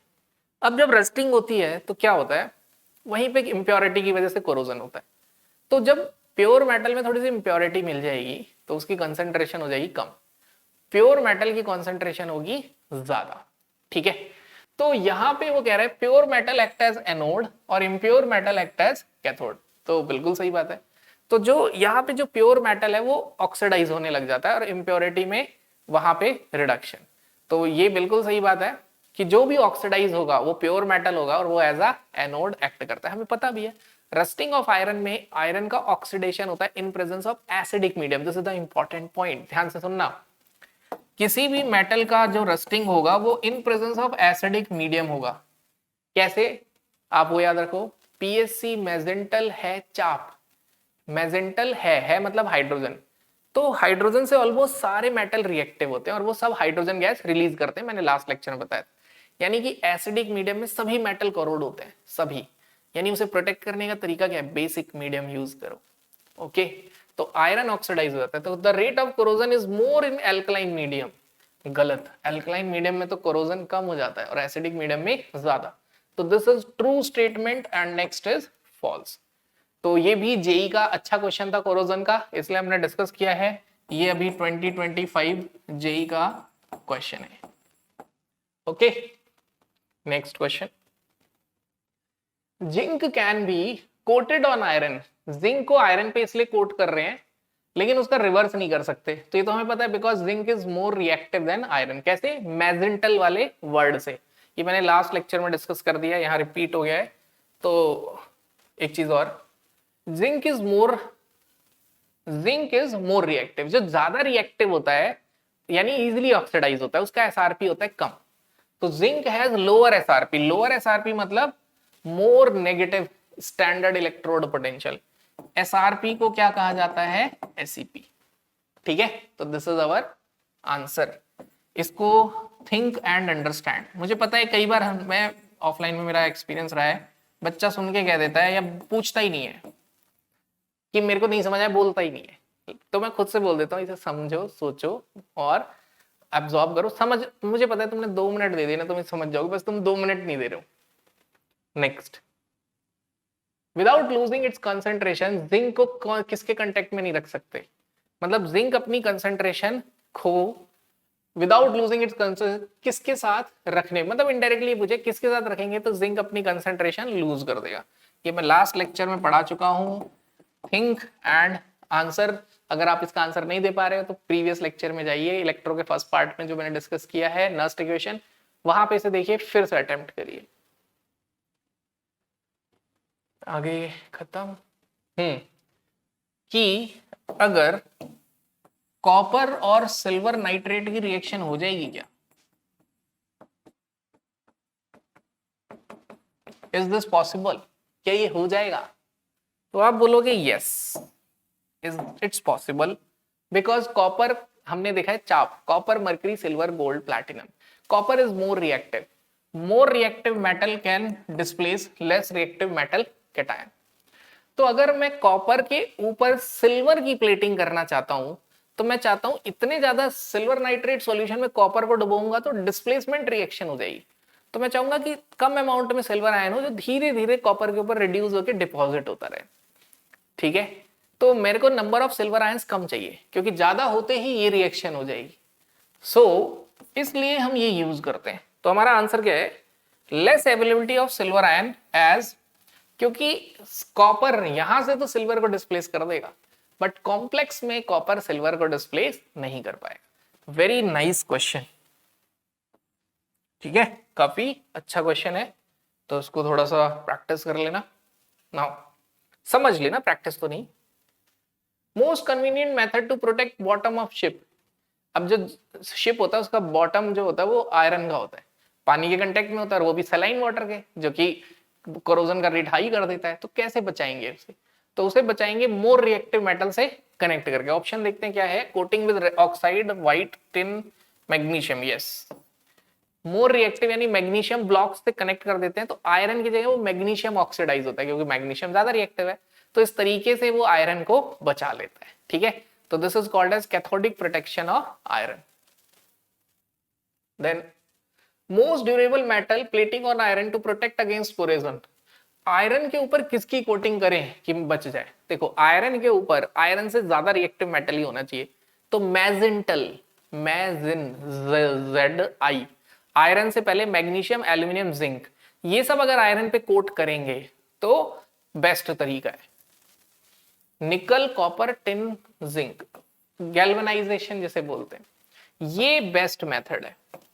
ठीक है, तो एक ये भी क्वेश्चन पूछ सकते हैं, पूछा भी जाता है बल्कि, क्या इनको यूज किया जाता है? ज्यादातर क्वेश्चन टिन के लिए पूछा जाता है, can we use tin? Use कर सकते हैं, but once coating of tin is broken, लेकिन एक बार टिन की कोटिंग अगर टूट गई तो आयरन तेजी से क्या होगा, कोरोड होगा। क्यों? क्योंकि टिन जो है ज्यादा रिएक्टिव है। ठीक है, सो स्टूडेंट्स, यहां हमने अपना पूरा इलेक्ट्रोकेमिस्ट्री का डिस्कशन फिनिश किया। मैं चाहता हूँ कि आपने सारे क्वेश्चन समझ के किए हों, जो डाउट्स हैं उन्हें क्लियर किया होगा। अब इसके बाद मैं कहूँगा आप क्या करेंगे, जो भी चीज़ें आपको लगा कि वीकनेस थी उसे लिख के याद करके अगले 2 घंटे में फिनिश करिए।